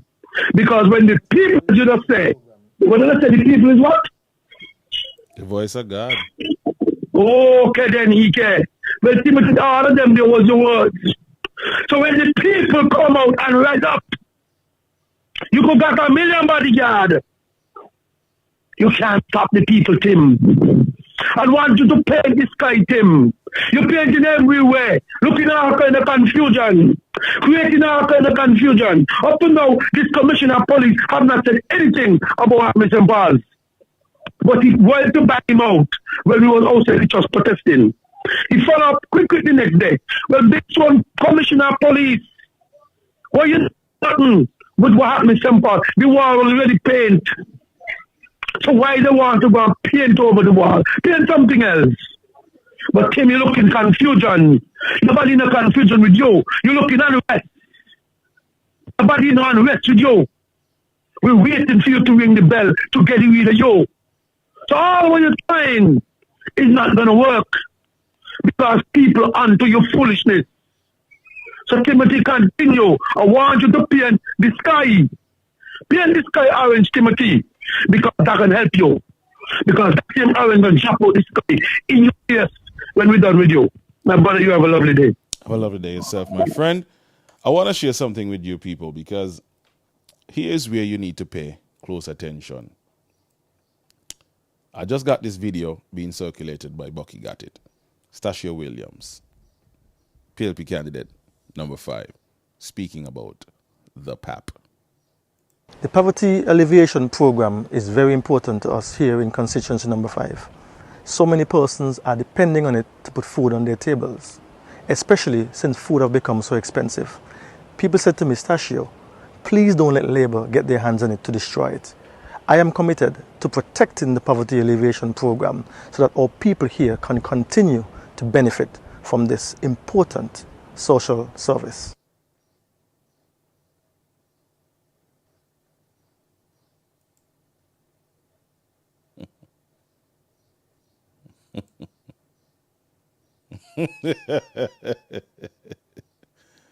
People saying to he, don't let Labour get their hands on the PAP. Cool. Need I remind you that they had Dr. Drew here, the leader of the Sinkis-Nevis Labour Party. And I asked him about the situation with the PAP. This was his response.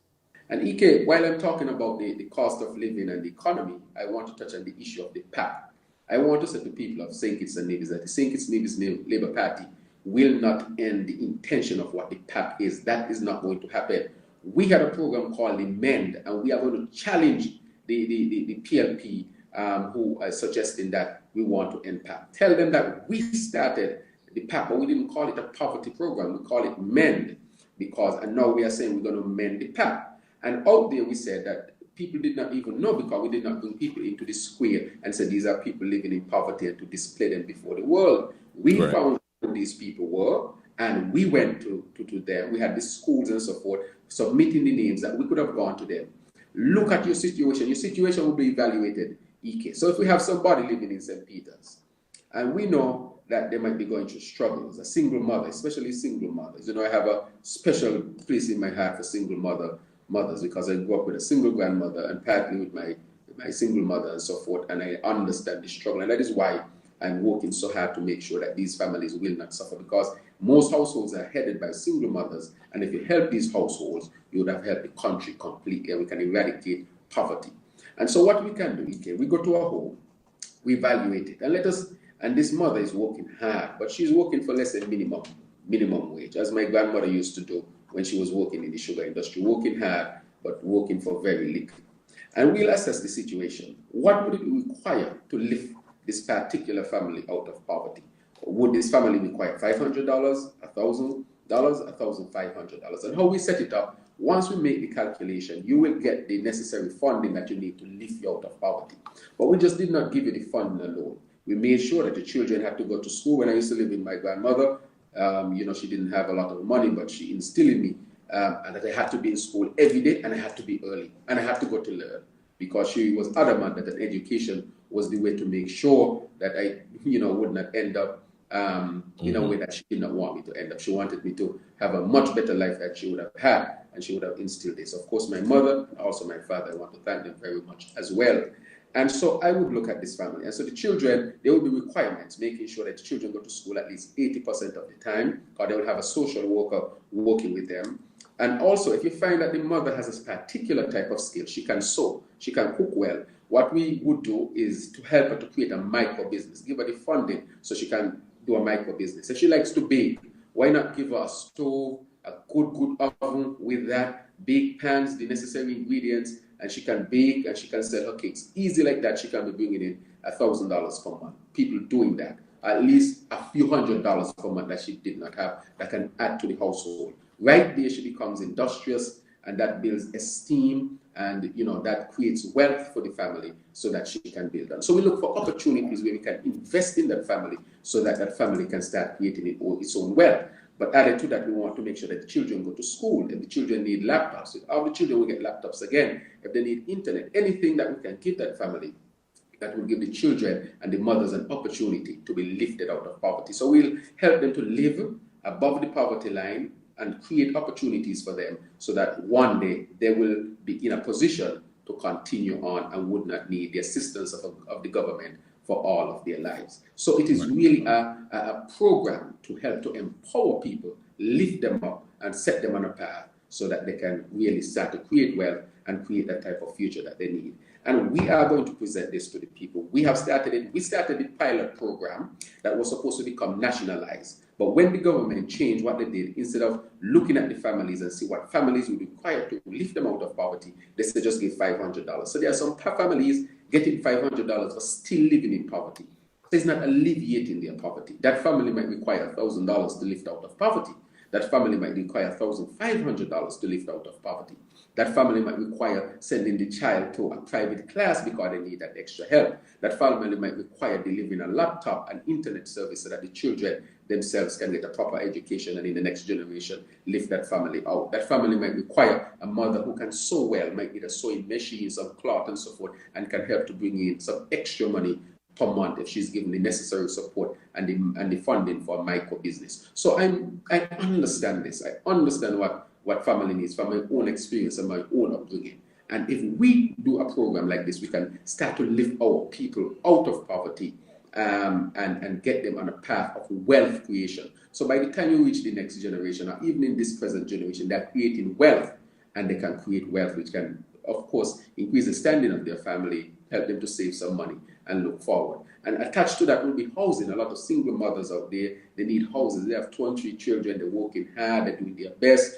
They can't make it, and they need not a handout but a hands up. And what we need to do, we need to produce housing so they can have a proper home to go to, where the toilet facilities, kitchen facilities. We know house rent is high. A lot of them can't afford the rent. They're going from house to house, these struggles and difficulties. And we're going to set a program to bring those difficulties to an end, and at the same time empowering the family to empower themselves and create wealth and move onwards and upwards in this society. So we will be looking at that, EK, to make sure that the economy is not just looking good on paper and to say we have surplus after surplus. No, we want to make sure that the economy is working for people, putting money in people's pocket, and making sure that people have good places to live, they have health care for their children, they have energy, they have water, they can live a life that is, of course, that they will be pleased with, and the opportunity, if they're industrious, and they should be industrious, to create wealth for themselves with the opportunities being provided. So if you look at this, EK, we want to create an economy that would work for the people of St. Kitts and Nevis. And we'll release a plan for our businesses and our small businesses, because those businesses that are already existing, they need some support. Those businesses that are going to struggles, they need some support. And those people who want to start their new businesses, they too need the opportunity to do that. Because if we don't do that, we cannot just depend on tourism and on the CBI and the sale of passports and so forth. We have to create a strong, stable economy that would continue to work for many, many, many, many, many years, and that is stable and is driven by the industriousness, the innovation, the competence, and the willingness to work hard of our people. All right.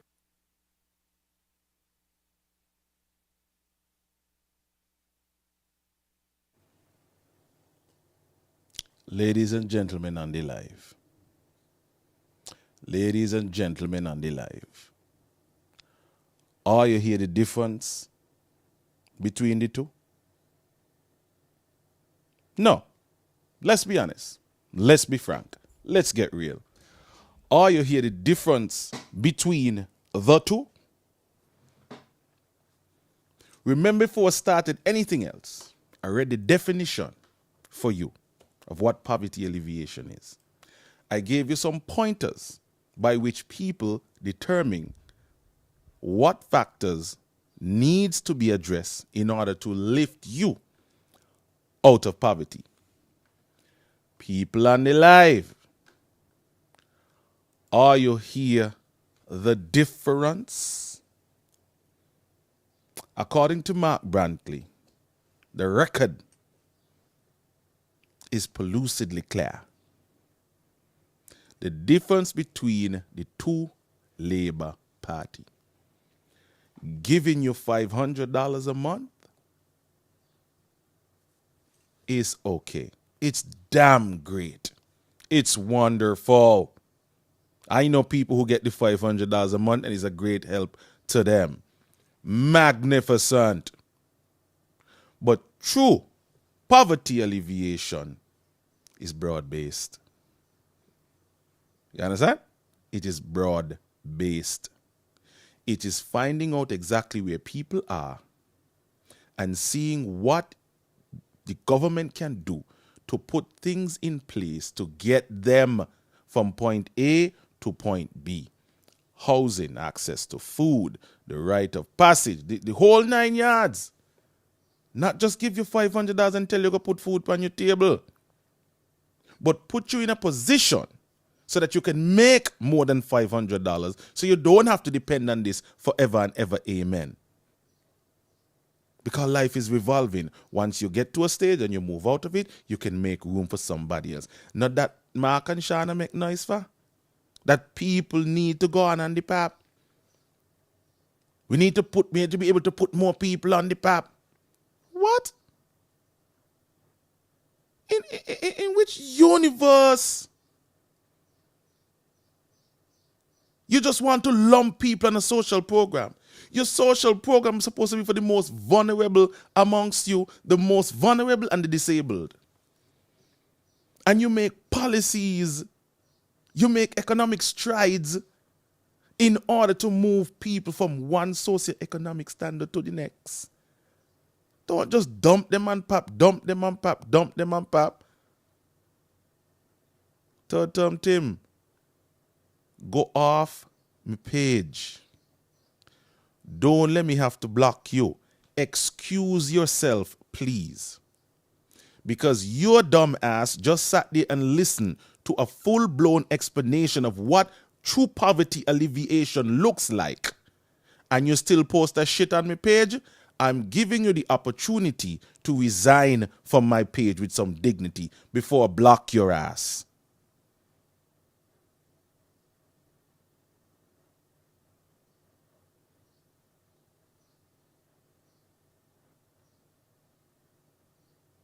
Please and thanks. Okay. Since you want to go that route, you want to talk about Papa Bradshaw and all this foolishness. Okay, well, I'm going to Papa Bradshaw you ask. Hold on. Do-do-do-do-do-do-do-do. Me Ike going Papa Bradshaw your backside.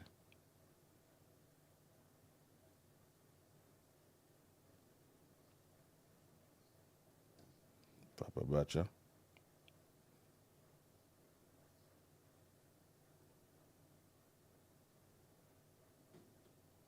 Come here with your damn foolishness.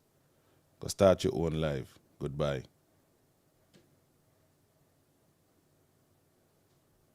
Auntie Tracy can't stress me now. I just blocked him. Stress who? I've been to therapy, you know, people no longer stress me out. If you want to talk shit, go on your own page to talk your shit. Start your own live. Don't come on mine. You understand? I built this. I got credibility, my lord. You not got none, because you never got no identity. Take your ass off my page. Goodbye. Good morning, you're on. Good morning. How are you? I'm doing well. What about you? Good, man. Any specific topic or just in general? Just in general. What's on your mind? Well, lots of things, but I saw someone sent me a video this morning in constituency number 5. I think with the representative for PLP and someone else in the community. I think they had some fighting off. I don't know if you saw the video. Well, I saw the video and I also saw a statement coming from the People's Action Movement saying that the videos and the voice note have no correlation. There weren't any altercations at their function. So, and I have not heard anything concrete to suggest that there was an altercation. So that's the information I got. Okay.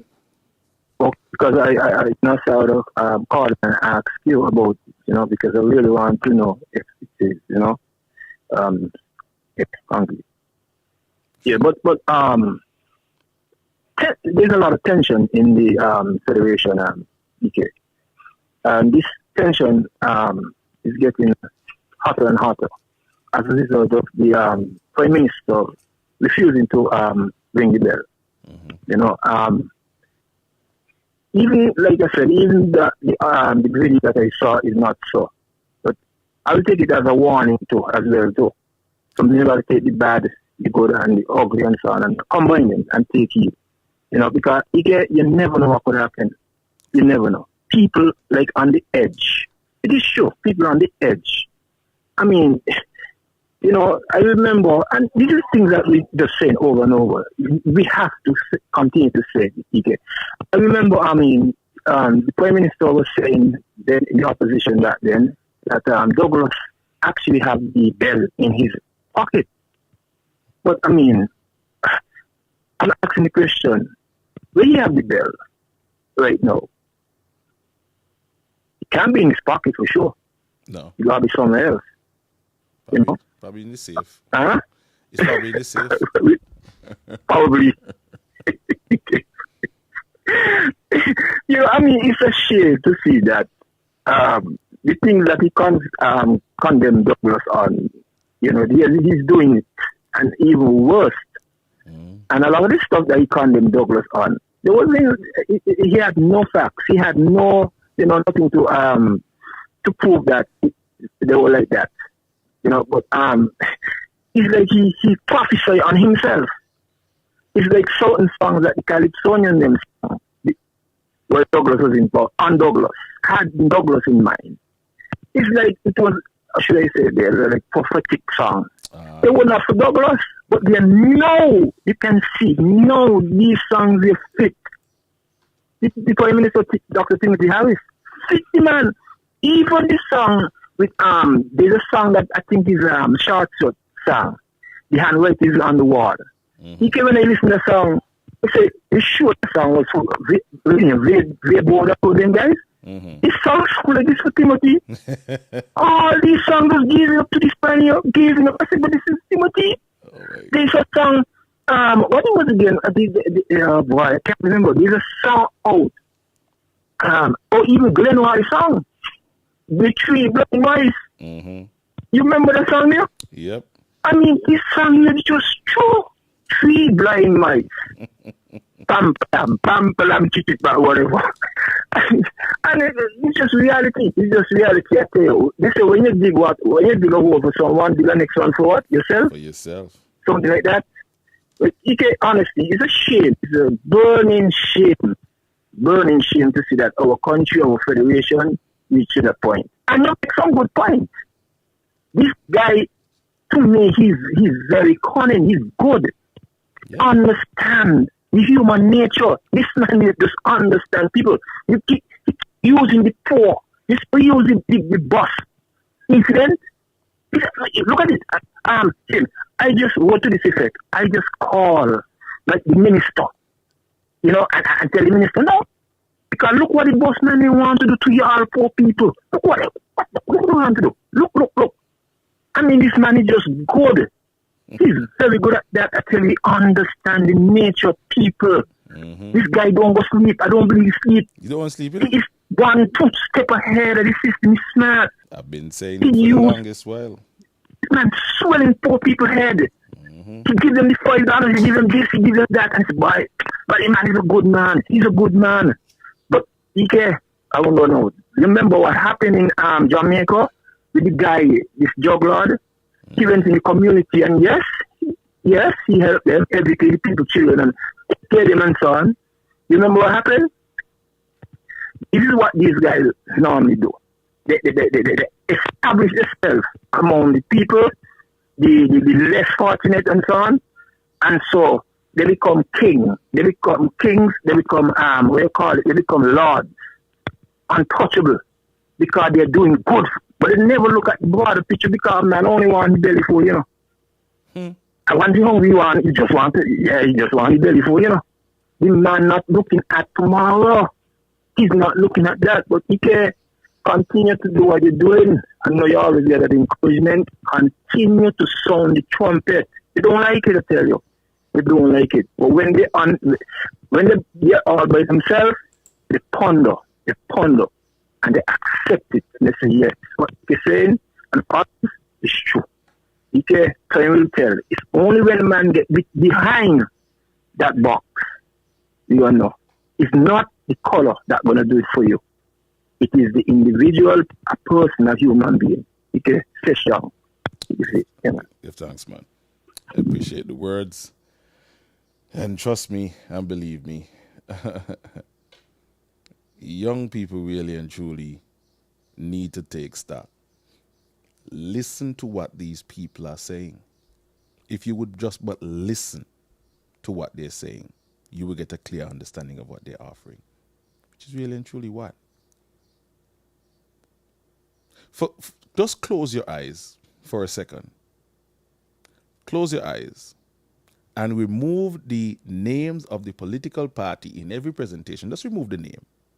And listen to the presentations of the plans, word for word.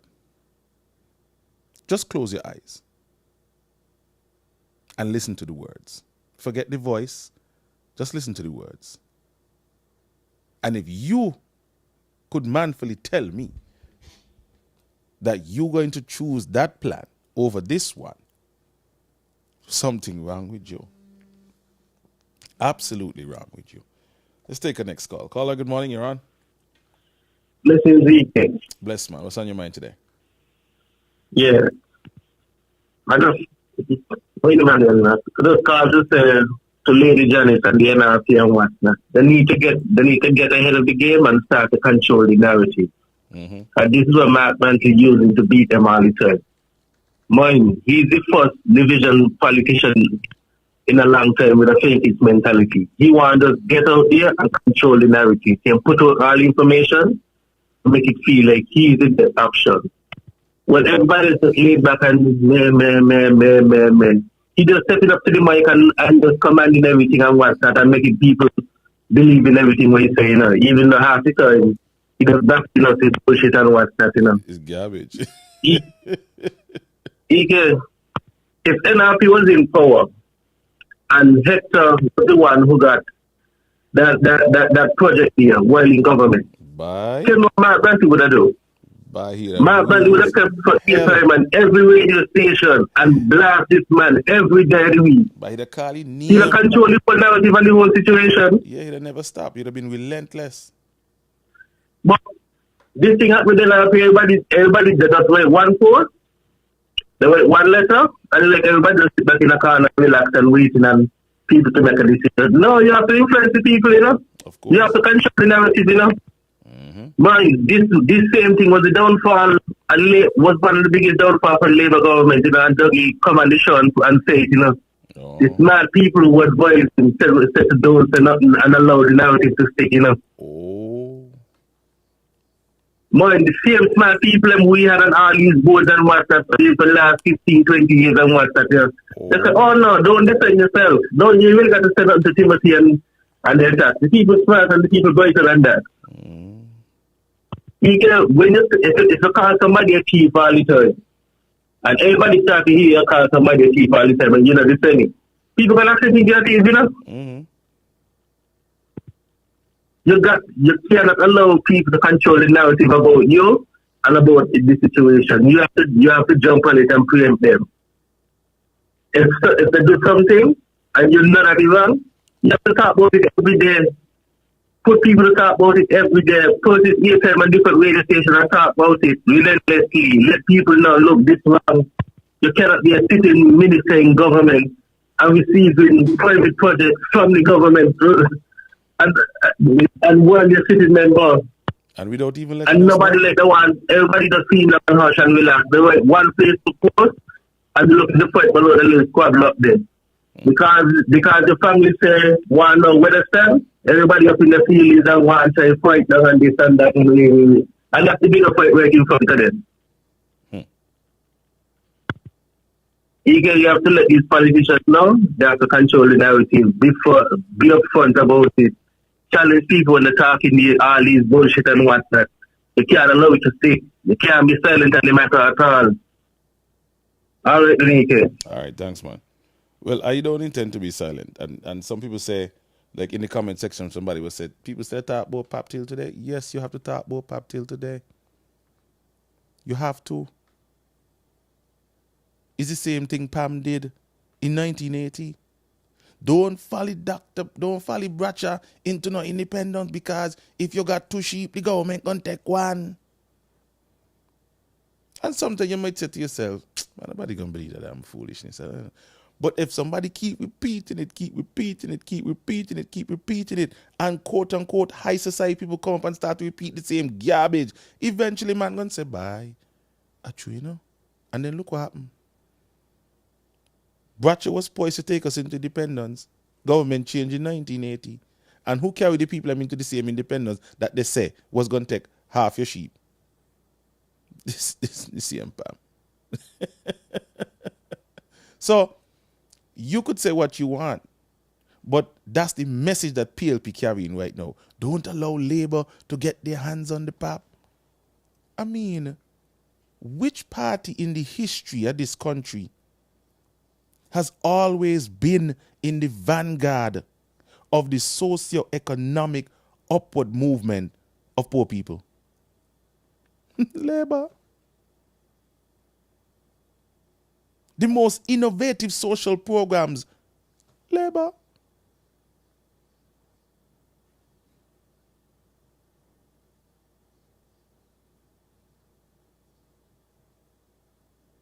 That is what history has taught us, Labour. Not to say that Pam had some, but more Labour. What the hell are you talking about? But just because they don't parade people around, because people still got the dignity, we know that 4,000 people and Pap because we see all them down in the square, a line and pour a $500 check. Because that's a Timothy style. He put you on display. So the day you decide not to side with him, he could put you on display and say, well, look how you down in the square.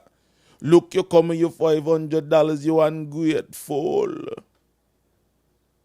We make you think every time he posts something or he says something. And this is Timothy style, eh? Talbot, who was a big Labour man. This person who was a big Pam. Now the same exact same thing that Obia posts now. He putting you on the spotlight.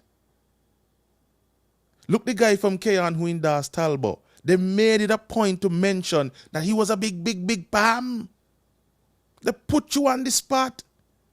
and they put a spotlight on you. So if you do decide to say anything after that, your ass is grass.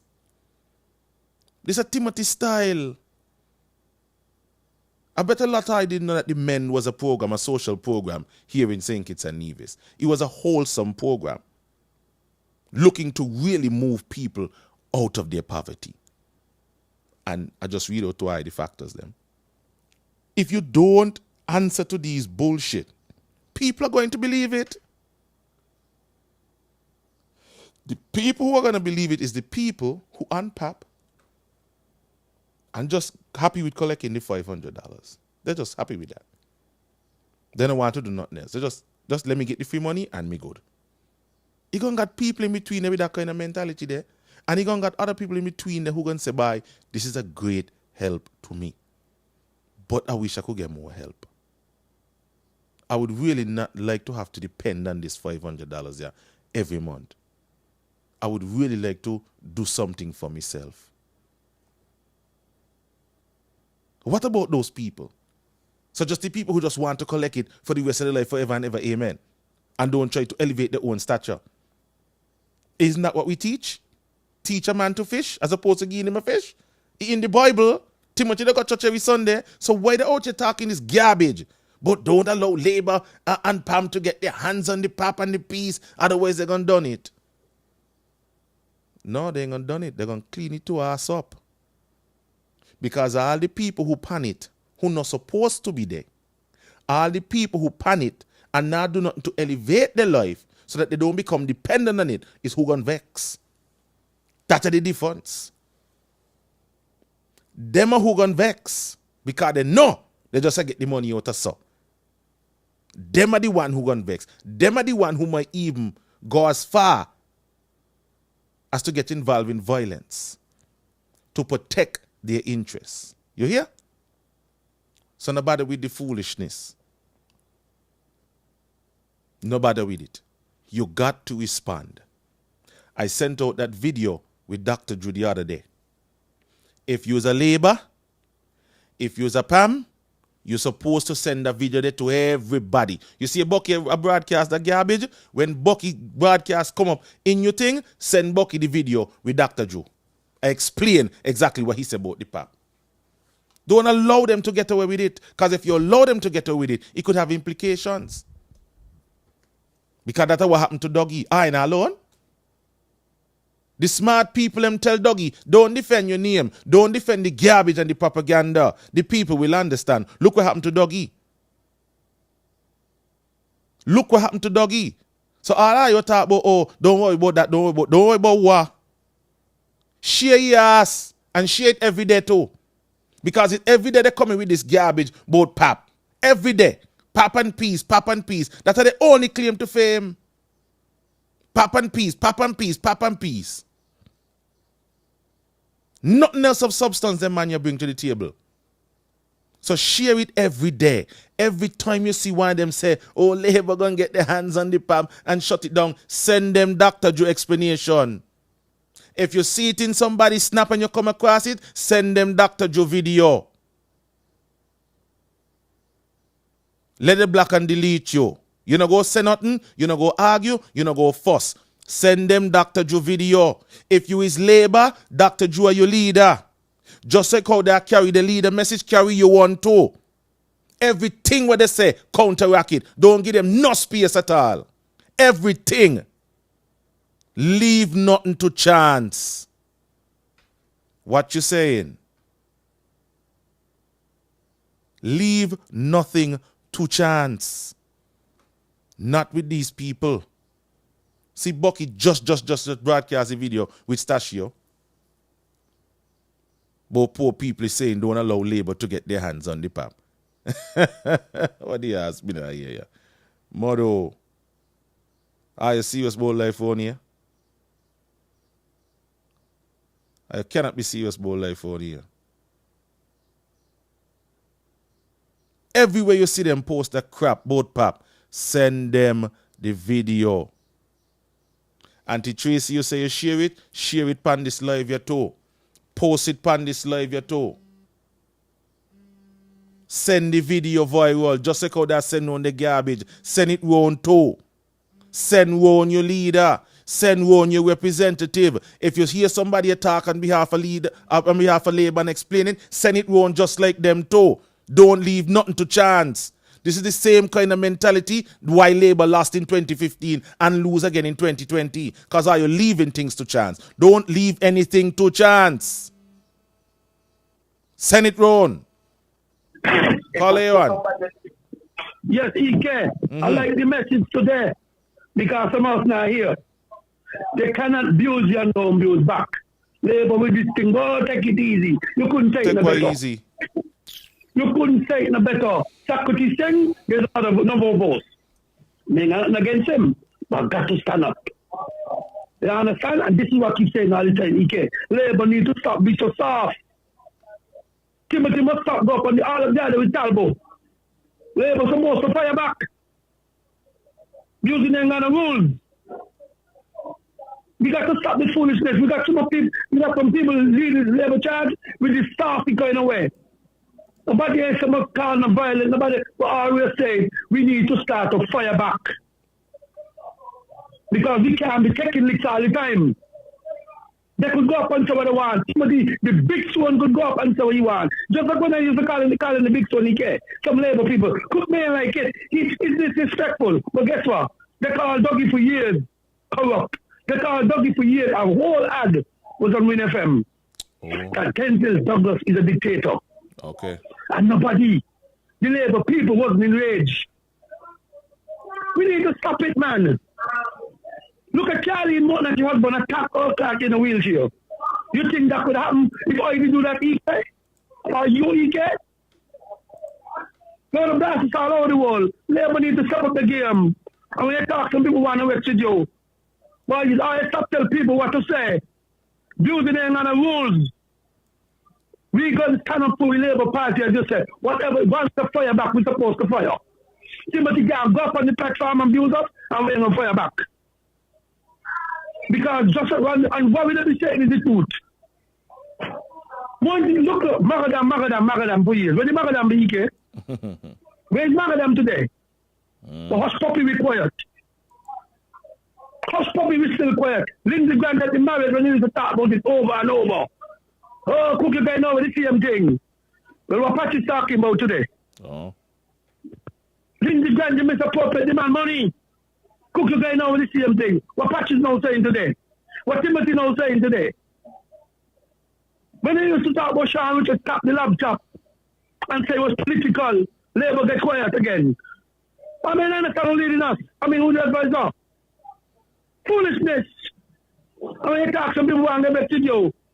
But we need to get out of that. I keep saying to them, when you think I got the video with Jerry George and Beverly Sinclair talking about 2020 election, look at that video. That video said it all in 2020 election. That is why Sean, Richard, Mark Bell, and none of them could come tell me nothing. Because there was a part of all of that. When Timothy said who out scout, Lindsey Graham couldn't dance more. But when Nevis couldn't dance more, I want to keep saying to Labour, look at Timothy demeanor. Labour, look at Timothy demeanor over Mary at the time. None of them said to me, I'm in a jacket. 2 years later, the same Sean, the same Lindsay, the same Mark, have all murdered out. Because it not all happened. EK, I like your message today.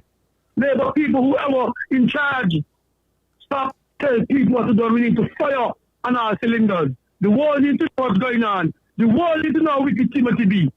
And the people who follow him, the taxi and the girl from the tongue, I will want to catch she too. She should be ashamed of herself, Miss Bryant. How could she come to the nation to tell us must vote for she with him?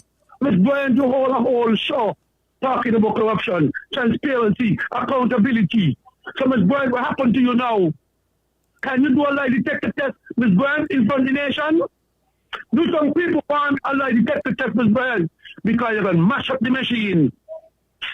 Come on, man. EK, I like your message. Let us now start to fire back. Nobody tell us nothing about, oh, take it easy. That time is done. Have a good day. Have a good day, sir. You got to understand, people, that these people are carrying their messages. You don't have to be antagonistic with anybody. You not got to put up the long post and the latter. You see when we put up that the army was just troops. Kind of make no sense. Somebody just tell me where he can put the video up on his post. Well, that's what I just went to do. Put the video on the his post. So anybody who go underneath there, they read what they say the pastor say. Some pastor. That's why nobody could invite me to church, you know. He didn't say who the pastor be more than you. But he said some big pastor who in a big labor family. I don't know what the ass that means. But they can't identify themselves. Only to show you. So I put the video underneath it. Anybody who got sense and want to see it there. See it right there. Share it. You got a comrade who go up on the radio station and talk sense, share the damn thing. When they come with the foolishness, counteract it. Don't allow it to fester. Counteract it. Counteract everything. Once you have the truth, counteract it. Don't allow it at even a lighter day to fester. Otherwise, people are going to start to believe the foolishness. Counteract it. Good morning, you're on. Yes, sir, it's me again. A question. Sure. I realized that on ZIZ, radio, TV, that PLP being hosted a lot, but I'm not seeing the other parties. Well, I don't know. You have any information on that? People got a way to go where they think they could get the most for their money. And to be frank and to be honest with you, yeah, ZIZ got the audience, but when you look about who really the masses of the people listening to and viewing, is Freedom FM. Mm-hmm. Oh, so you're saying that it's not a problem that they can't do it? I don't think there is. Okay, I was just observing that and so on. And most of the time, depending on when some of these political parties want their stuff aired, ZIZ already got their program lined up. And I think they're very rigid when it comes to the programming.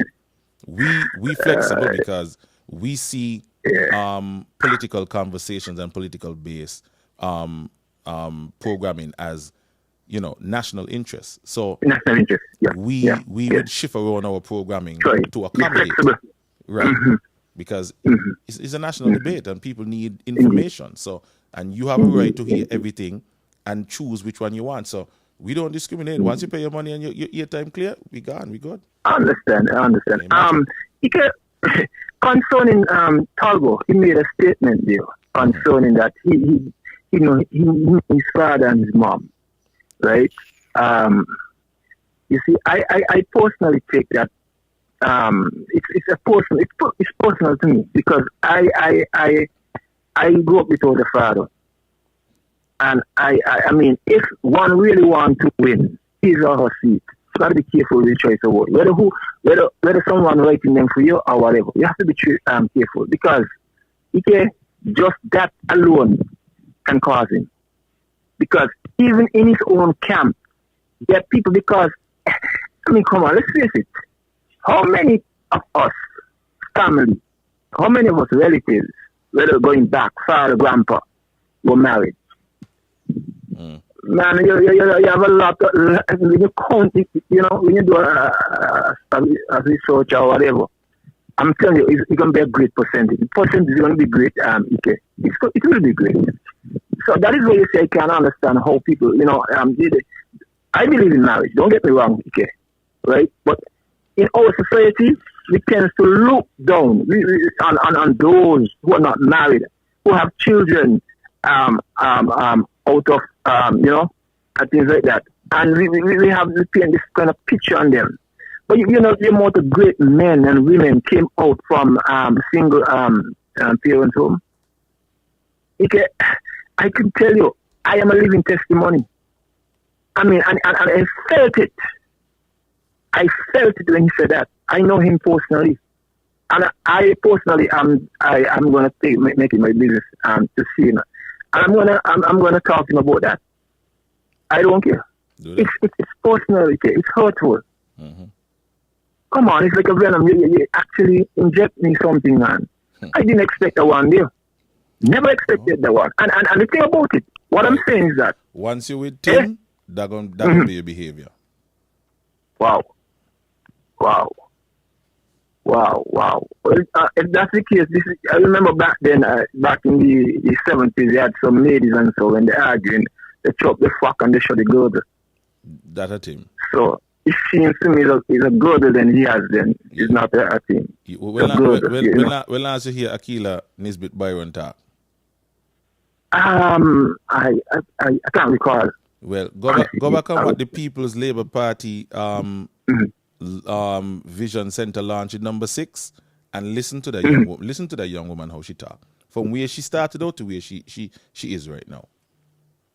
Oh. Just look and listen and you see. Wow. Once you with him, he like when you go on them kind of road there. He was famous for that on Labour platform. Yeah. I remember his famous saying, "Mark a man." Mark a man.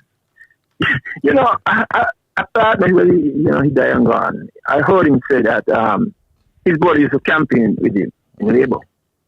And, he's like in the community, in his constituency. And Tim went to him saying, well, he went to him and said, but you ain't putting no effort in this thing. He said, but how to me? Why are you telling me? You ain't putting no effort in this thing. He said, but I going around and, I speaking to the people and what's not. He said, no, man. Yeah, but when the fellow come really think about it and so on, and he said, boy, his effort meaning that go and do his agenda, accomplish his agenda, and you know what was his agenda, if you know. Boy, the man in easy.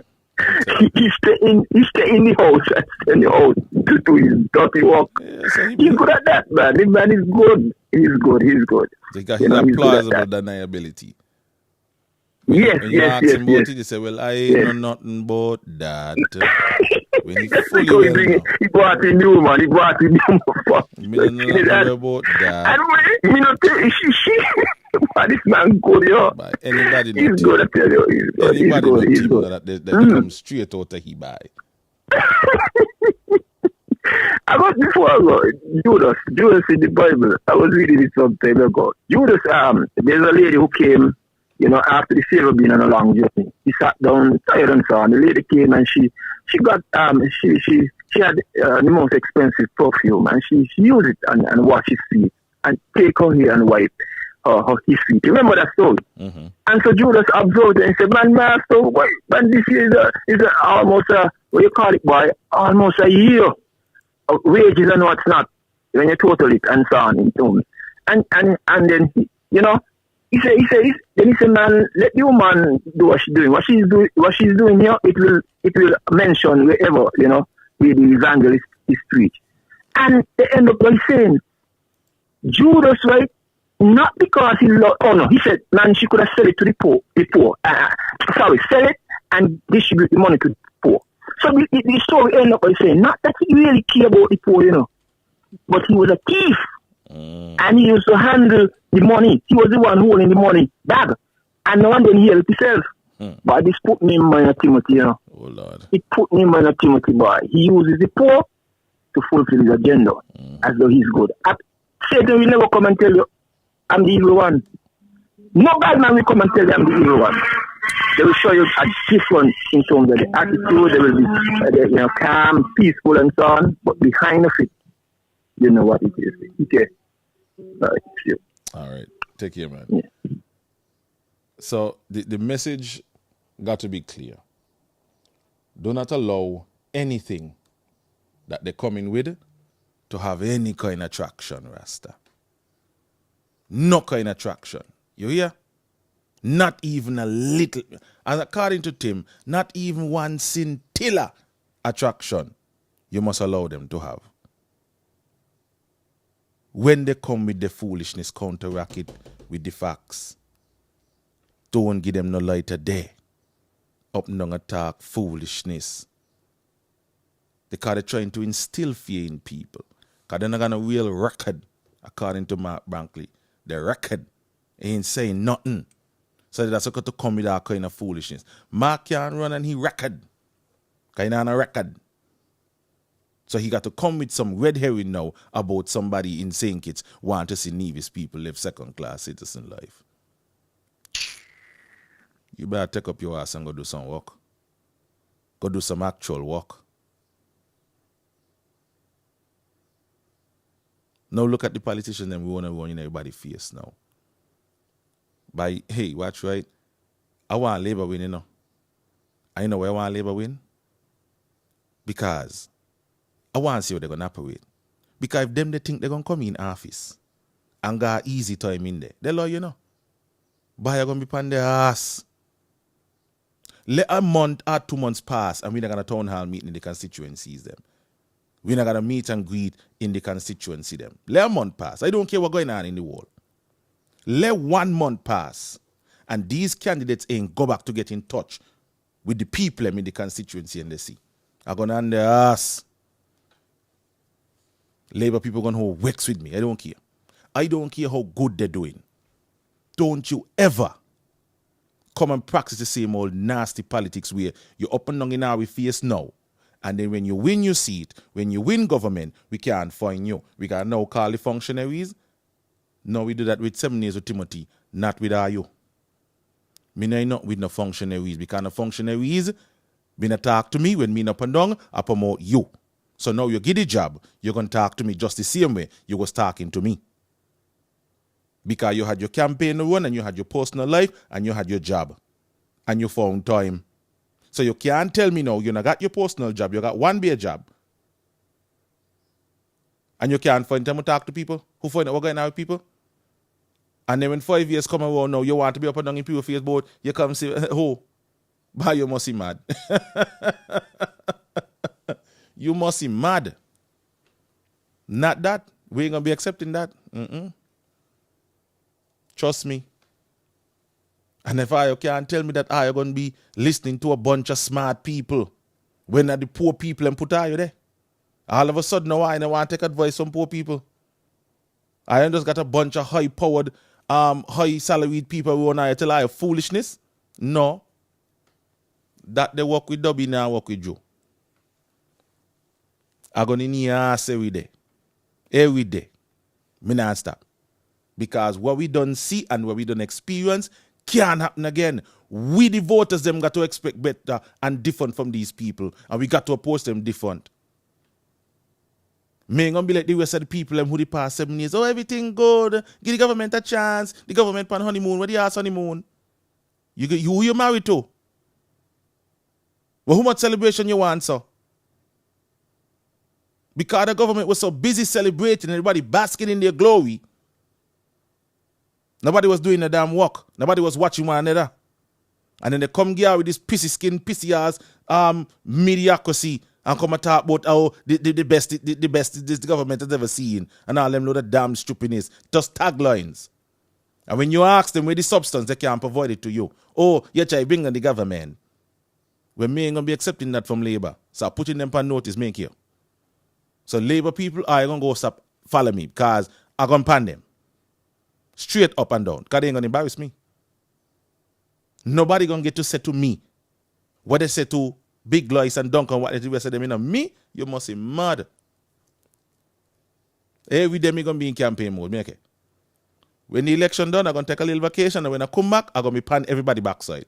Because everything what you say you was going to do, I'm checking it. I'm checking up on it. Yeah. I'm going to be like a sugar daddy. I want to know where part you be at every time. I spend money, invested my time. I want to know what you're doing at every turn of the clock.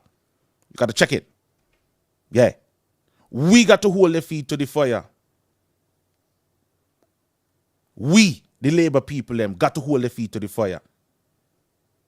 You can't tell me that just because your government win, all of a sudden you're not concerned about healthcare no more. Because your government win, all of a sudden you're not concerned about the cost of living no more. You must be mad. We had enough of that. We don't want to see that. We do not want to see that anymore. If somebody get a high thing who gonna do whatever they got to do, we want to know about it. If I work on a deal, we want to know about it. We don't want to hear about it through the grapevine or hear about it when somebody fall out. We want to know about it. We ain't in that with you. The Public Accounts Committee, you got to put back in the teeth in it. The integrity in public life. We want the legislation sorted out. We want the commission up and running. If you have nothing to hide, don't behave like you got something to hide. Allow these things to function. We want a new and sexy police force. One is independent to investigate any and everybody. And no one afraid to lock up a minister. That's the kind of police force we want around here. Police force only supposed to be poor people who run in poor people house and kick down poor people door. We want to kick down some politician door and go to the safe and see part them bag of money that come from. You hear? This is the kind of country we want. So I hope that none of them Labour candidates they think that just because we support them now, that when they get in there, they're going to sit their ass down in there and not do their work. No time at all.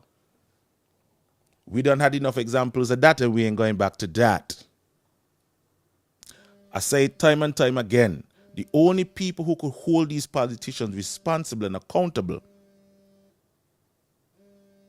is the supporters them. If PAM people was holding them PAM candidates accountable, the garbage what we see for 7 years couldn't happen. If PLP people were holding Timothy accountable, the garbage what we see happen for 7 years could not have happened. If CCM people, the whole Mark Brantley accountable, he could not come up there first after 7 years and not got Nevis face and he had no show. But no, because we support them, everything what they do, we go along with it. We don't question nothing. And when anybody has questioned, everybody got a problem. But that's why we asked to suffer so much, because we don't question nothing. You think when you get sick or you go up the hospital, they don't ask you whether you use PAM or Labour? They don't ask you whether you use CCM or NRP? When your child sick and your child need medical attention overseas and you don't have the money, they don't ask you whether you use PAM or Labour, you know? That was something I seem to understand, you know? Oh? Hello, good morning, you're on. TK. Yes, man. Why go on that? Buy me cool, you know. You all right? Why? Yeah, man, me are strong. Me just a hold up. Because me I support you 100% with this thing here. Because so many times when politicians get into power, my goodness, yeah, you want to really win this guy. Bye. Well, but it can do nothing that is. You remember one time Jew was on your program. And I said to Dr. Jew, the same way you see me at that, them man here, you come in, you're going to get the same thing. Because too many times we look and party this and party that. By the time, you know, in the party story now, you know. My thing is, yeah, me done with that, TK. You see me personally, I give in Dr. Jew my vote. If he know for sure he ain't going to fulfill what he said, tell me now so that me better give me vote, you know. Tell me now. Because me vote me not sell me vote for him. Oh. No. Me selling my vote. But whatever you say you're going to do, I am giving you my vote so that you could fulfill what you say. Yep. That's all I want from him, you know. I don't believe that's a hard thing. But he can telling you honestly, but we country want to change into directly. Because he can miss the trouble down the road. I see it down the road. You know what is down the road? The road tell you big trouble miss it down the road. He can just think about it. If you, the way things go right now, he can sooner or later a young man work for you and bet you that he sit down there and his phone and you got to pay him, you know? Mm-hmm. Because his thing is, by and the Timothy was better. By that kind of mentality there, them they got to done with them crap. Right now, you can hardly get a young man want to walk. Because what happened to them, the thing is, by the money come monthly. No! My brethren, I am done with that crap there. Right now, they think about your future. And I believe personally right now, between all the parties, them, I believe they got the better vibe, the better plan. People jump on board and catch it before it drops. I thank you, Ike. Thank you so much, my lord. I just messaged Larry Vaughn to ask me if he's available to take a call. I clean forget to call back Larry. I apologize for that. But if I don't get him this morning, Bet your life tomorrow morning, we're going to get Larry. We are well over time. It's now midday, and I got to go long left for you because I got things to do. Okay? See you all on issues. What will it be? Wednesday? Yes, issues. So we're going to continue the conversation over there. All right? So thanks again for joining me. Thanks for all the callers. It was good. Labor rights, remember, this is a new vibes. Defend. Don't be antagonistic, mind you. Don't be disrespectful, mind you. But defend. And defend with facts.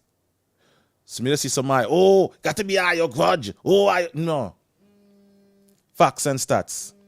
Oh, yeah? If it ain't facts and stats, we don't want to hear. A call coming in, let me hear. Caller, good morning. Still morning. Hi, good morning. I want to ask the radio host a question, if it's possible. Sure, go ahead. You're live. I'm live? Mm-hmm. Okay, well, let me ask you a question then. Oh, shit. Morning. Yes, morning. Go ahead. Question I want to ask. The radio host man just said that he would rather a police force that investigate everybody, not just people on the side. If you understand what I'm saying, not just people on the side, not just the poor people, but politicians also. Mm-hmm. Well, I want to let the radio host know that I would like a radio host that investigates everybody and not just one-sided and just talking for one party. So if you're going to talk, let you talk against each other. How long you listening to the show? Hello? Hello? Yeah, I'm here. I'm asking you, how long have you been listening to this show? How long have I been listening to the show? Mm-hmm. I would say about 2 years. You've been listening to this show 2 years? Yeah. Which show is this? This is EK. This is EK?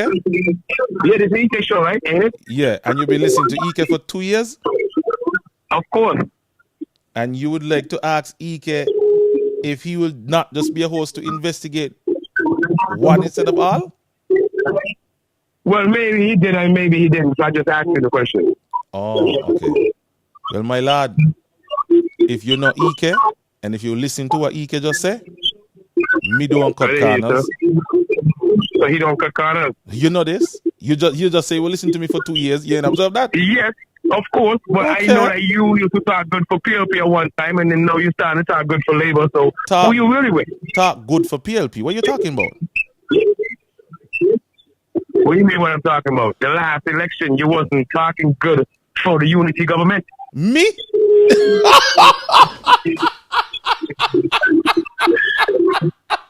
So what you telling me? I'm wrong?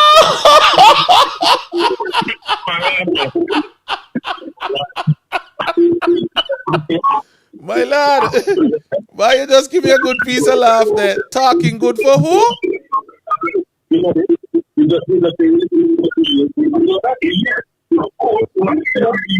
Hello? Yeah, I'm here. Listen on the phone. Turn on your volume in the background. Listen on the phone. Okay, I turn my volume down, yeah. Yeah. You said that last election I was talking good for unity? Hello? I'm listening to you, man. No, turn on your radio, man. Your radio giving a feedback. Turn on your YouTube thing or your Facebook where you listening. I'm listening to you on the radio at the same time, so go ahead. I'm moving. No, listen to the phone. You must go hear me. We set up sexy. Okay, so what you say? I give you a good laugh today? You give me a good laugh. Me used to talk good for who? The unity government. Not me. Not you. Not me. Well, maybe you're the wrong man then. Wrong man. Maybe you're the wrong man. Talk good for who? Hey, watch it. I want to ask you something. Ask me. Watch it. The orange paint. Mm-hmm. Is it a problem for people in the country? Because it seems like being a people painting the orange paint, everybody getting upset. Well, what really going on with that? Answer that for me. Huh? For me personally, it ain't an issue.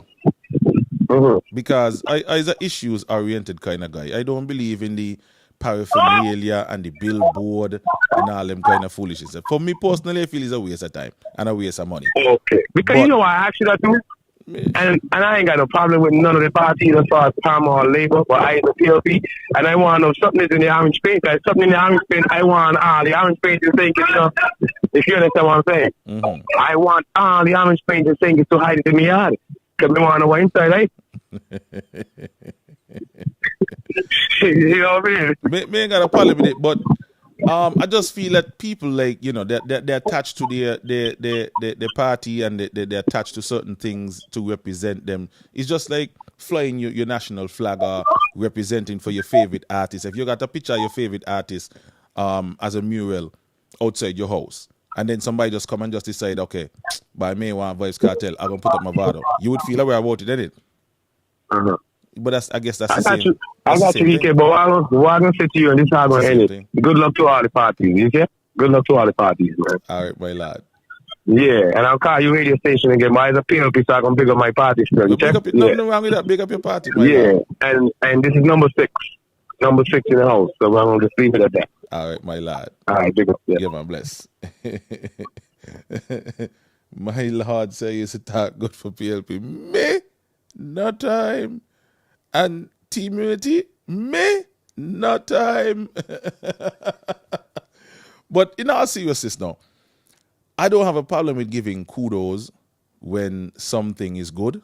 I don't have a problem with giving kudos when a policy that comes up is a good policy. And yeah, I don't have a problem with that. So, Larry Van just answer me. Let me see if he could do it. See, done midday, you know, people, like, I go work for 1 o'clock, you know.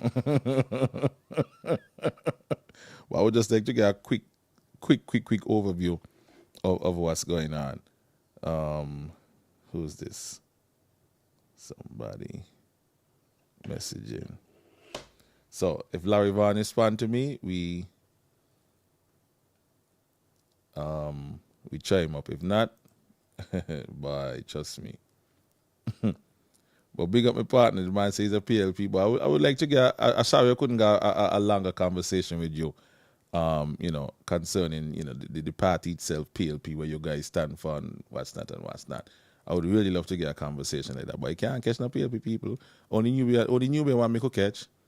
I would like to catch some of the supporters as well, you know, to talk some of the issues and to talk some of the things, you know. But not me. Me criticize everybody, partner. Once the farm full, me criticize them. Remember when Pam come out and they up and down doing the lot of rah, rah, rah, CCM too. They was doing the talking. So I was responding to what they were saying based on the information that we were looking at, that we were gathering for the past 7 years. Timothy didn't say nothing, so what could I say about Timothy? When Timothy decided to have a press conference, or he decided to have a public rally and he utters certain things, that is when I start to question what he's saying. But he wasn't saying nothing, so what could I say? They came out with one side of the story, so he was asking them questions about their side of the story. They were saying, oh, come here, ask Timothy. How are we going to ask Timothy? Timothy didn't say nothing. But now Timothy come out and the campaign trail talking. I could not respond to what he's saying. I could now ask him a couple of questions about the utterances that he's making. I don't hear what Pam and CCM side be. I don't say what to say about them. PLP come out now, so now it's time to ask PLP a couple of questions. Yeah, that's how we go. And I sure you just hear me say that if Labour win, I don't think they're going to have a good time inside here. Because if they ain't deliver, we're going to be on their ass. We are no longer accepting mediocrity from any representative. None of them. So they better go in there with the mindset to go walk. We don't want no honeymoon. We don't want no grace period. We don't want to talk to no functionaries. We're going to be cracking whip behind our your ass because people don't take a lot of word. And this is the kind of attitude that I think party supporters are supposed to have. You don't take so much a word of your party. You don't do so much a canvassing, so much a volunteer work to get your party elected. And they go inside there and not perform. And you still come back around and support them? Well, will you be on ass? No. No, I mean that. No time at all. No time at all. To embarrass who? To make who look bad? You must be mad. You think Dr. Drew could go in government and behave like how Timothy behave right now? Well, if you think the word we hear from Talbot is any word, he gonna need to hear mines. Cause bye. You're mad. Imagine you don't put your reputation, put your safety, put all kind of things, your family ties on the line for these politicians. Only for them to go in government to poppy show themselves and not deliver real things, not deliver upon the promises, but make a bag of excuses about this person fan, another person fan, and you know, and all them damn stupid, and you don't tell me nothing. But I better can go up the live before I start to go on, but again, and I stay another half an hour. Can't happen. Can't happen.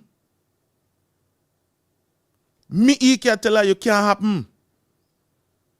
To embarrass who?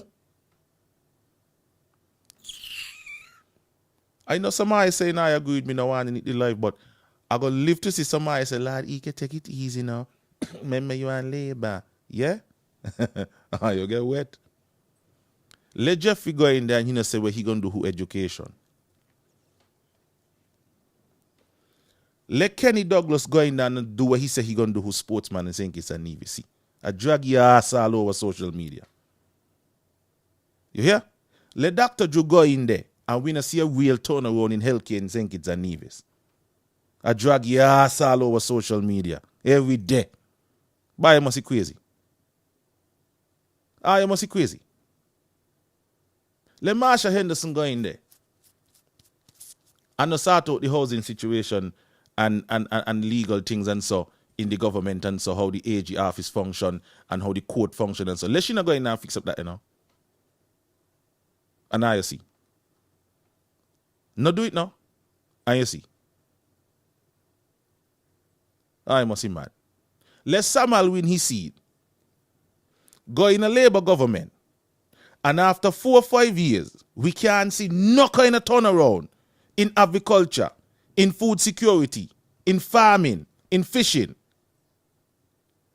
To come back again to who in 5 years to talk about help supporters Labour? You got this thing like a joke. Who? You got this thing like a joke. Just to say, oh, my party in power. That's it. I know where how we suffer. We got the high gas price them. We got the high food bill. We can't access no proper health care. We got to go beg money and raise funds to go overseas. Everything is strangle, are we? Poor people. Them who make millions of dollars could afford it. But you who not make no millions. You who not get no big contract out of government. Ocha catch your ass. And you still mean to tell me you're going to support a party and a politician who in a position to do something about it. He not tell you nothing. He not do nothing about it. But he come back again to you after 5 years to tell you, put him back in there again.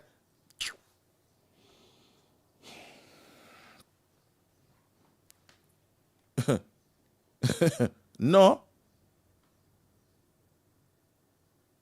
When we ask Dougie, the man, what make you not defend yourself? If you can't defend yourself, they will mash you up. Well, then excuse how you are we then. So we could abuse hello to them. Let me get a new leader. Oh, some high level people jump up. Oh, are you disrespectful to Douglas? Are you this and are you that? No, they not got not even a straw who grasp. They can't say nothing about you. Did I make up all kind of shit now? How can you think that make up? Who really lead them? No PAM person, no CCM person, no PLP person could talk to any Labour person about leadership of party. None of them. Because Timothy come from half a Labour dung heap, half of the political dung heap. PAM and CCM went to he, take him up, wash him off with Quailene, put on a pink frock on him and bring him back and say he named Jesus. and turn he into the leader. Mark had 3, Sean had 4. And they turn he, we only had 1 and 2 seats, into the leader. And he up there saying, I got no more PAM, I got no more CCM. It's just team unity now. And they sit down and they take that bullshit there. Them, they could come and tell anybody about leadership of party? Don't abuse them. Don't argue with them. Don't say nothing about their personal life. Just put things into perspective for them. You let a man come off a labor dung heap. You wash him off and bring him back and give St. Kitts and Nevis people. He turn on and cracky in your backside. He turn on and he make you look like a set of puppy shows. And you come on platform and talk about labor, fight between Joe and Douglas. You is in no position to talk about no leader. No position at all. Somehow you come as lead to learn how to debate people. Don't get frustrated with them. Don't abuse them personally. Just hit them with the facts and the stats and leave them there. Yeah. How could you be up here talking about who is leader or who party? When Timothy was yours for 7 years, they come out bawling, Lord, Timothy had me hand tie. We could not do nothing. He undermined now. He had this and he had that. And them they got 3 and 4 seats. But every time they open them out, they talk about Douglas and Joe. But just troops are teeth pan them there. No way, no how. You don't say they don't even bring them argument there to me. Because they know. Me know to properly represent myself. Somebody need to learn how to represent yourself. That's why they could pan OP that talk about, the labor people, them this and the labor. Because somebody don't know how to present yourself. Or you get all emotional. Don't get emotional. You can be passionate, but not emotional. Stick with your facts and stats. You ain't gonna abuse nobody. They love to say, he can just abuse. Then they can't tell you what abuse and say. Because not even them hear what me say. When me say pass over their head. So they term it as abusing. Who me abuse? Me not call nobody out of the name. Timothy come out and guess what he call Sean? Mumu. Mumu Mark and Mumu Sean. Me never call them thing them yet. Me never call them out of the name yet. Timothy call him out of the name now. So who abused between me and he? Stick with the facts and stats. Get your clips. Curtis got his clips. Every time the man chat foolishness, Curtis just drop a clip on them. Bam. They don't even respond to Curtis because they know they can't respond to that. They're going to respond to, you're going to talk, sounds so damn stupid. Hit them with the facts and stats. Somebody say, you can check your time in. Yeah, I don't know why I still got me abused. I do like Blender. If you don't know how to debate, just say vote Labour and you're gone. You know, so the PAM people them do. They're so shame they're not even going to point to put across now. So all I say, don't forget to vote PAM. Shame so tell. Shame. Cathy said, time Ike. I go in now. Well. What is it? I'm an old, not a Labour Party supporter. In fact, march with unity. Yeah. Fortunately, the Prime Minister in our country is well powerful. No. This a long, me now read that there.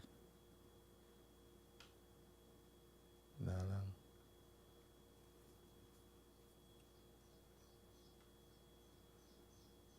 Oh, Talbot coming, you know there? People, we're going to come back tomorrow again. I got to go down the road. You hear? Take care of yourself. See how you're on issues. We got football in the park later. Make sure I come watch some football. And best up yourself. You hear? Thanks again for the time. I go on.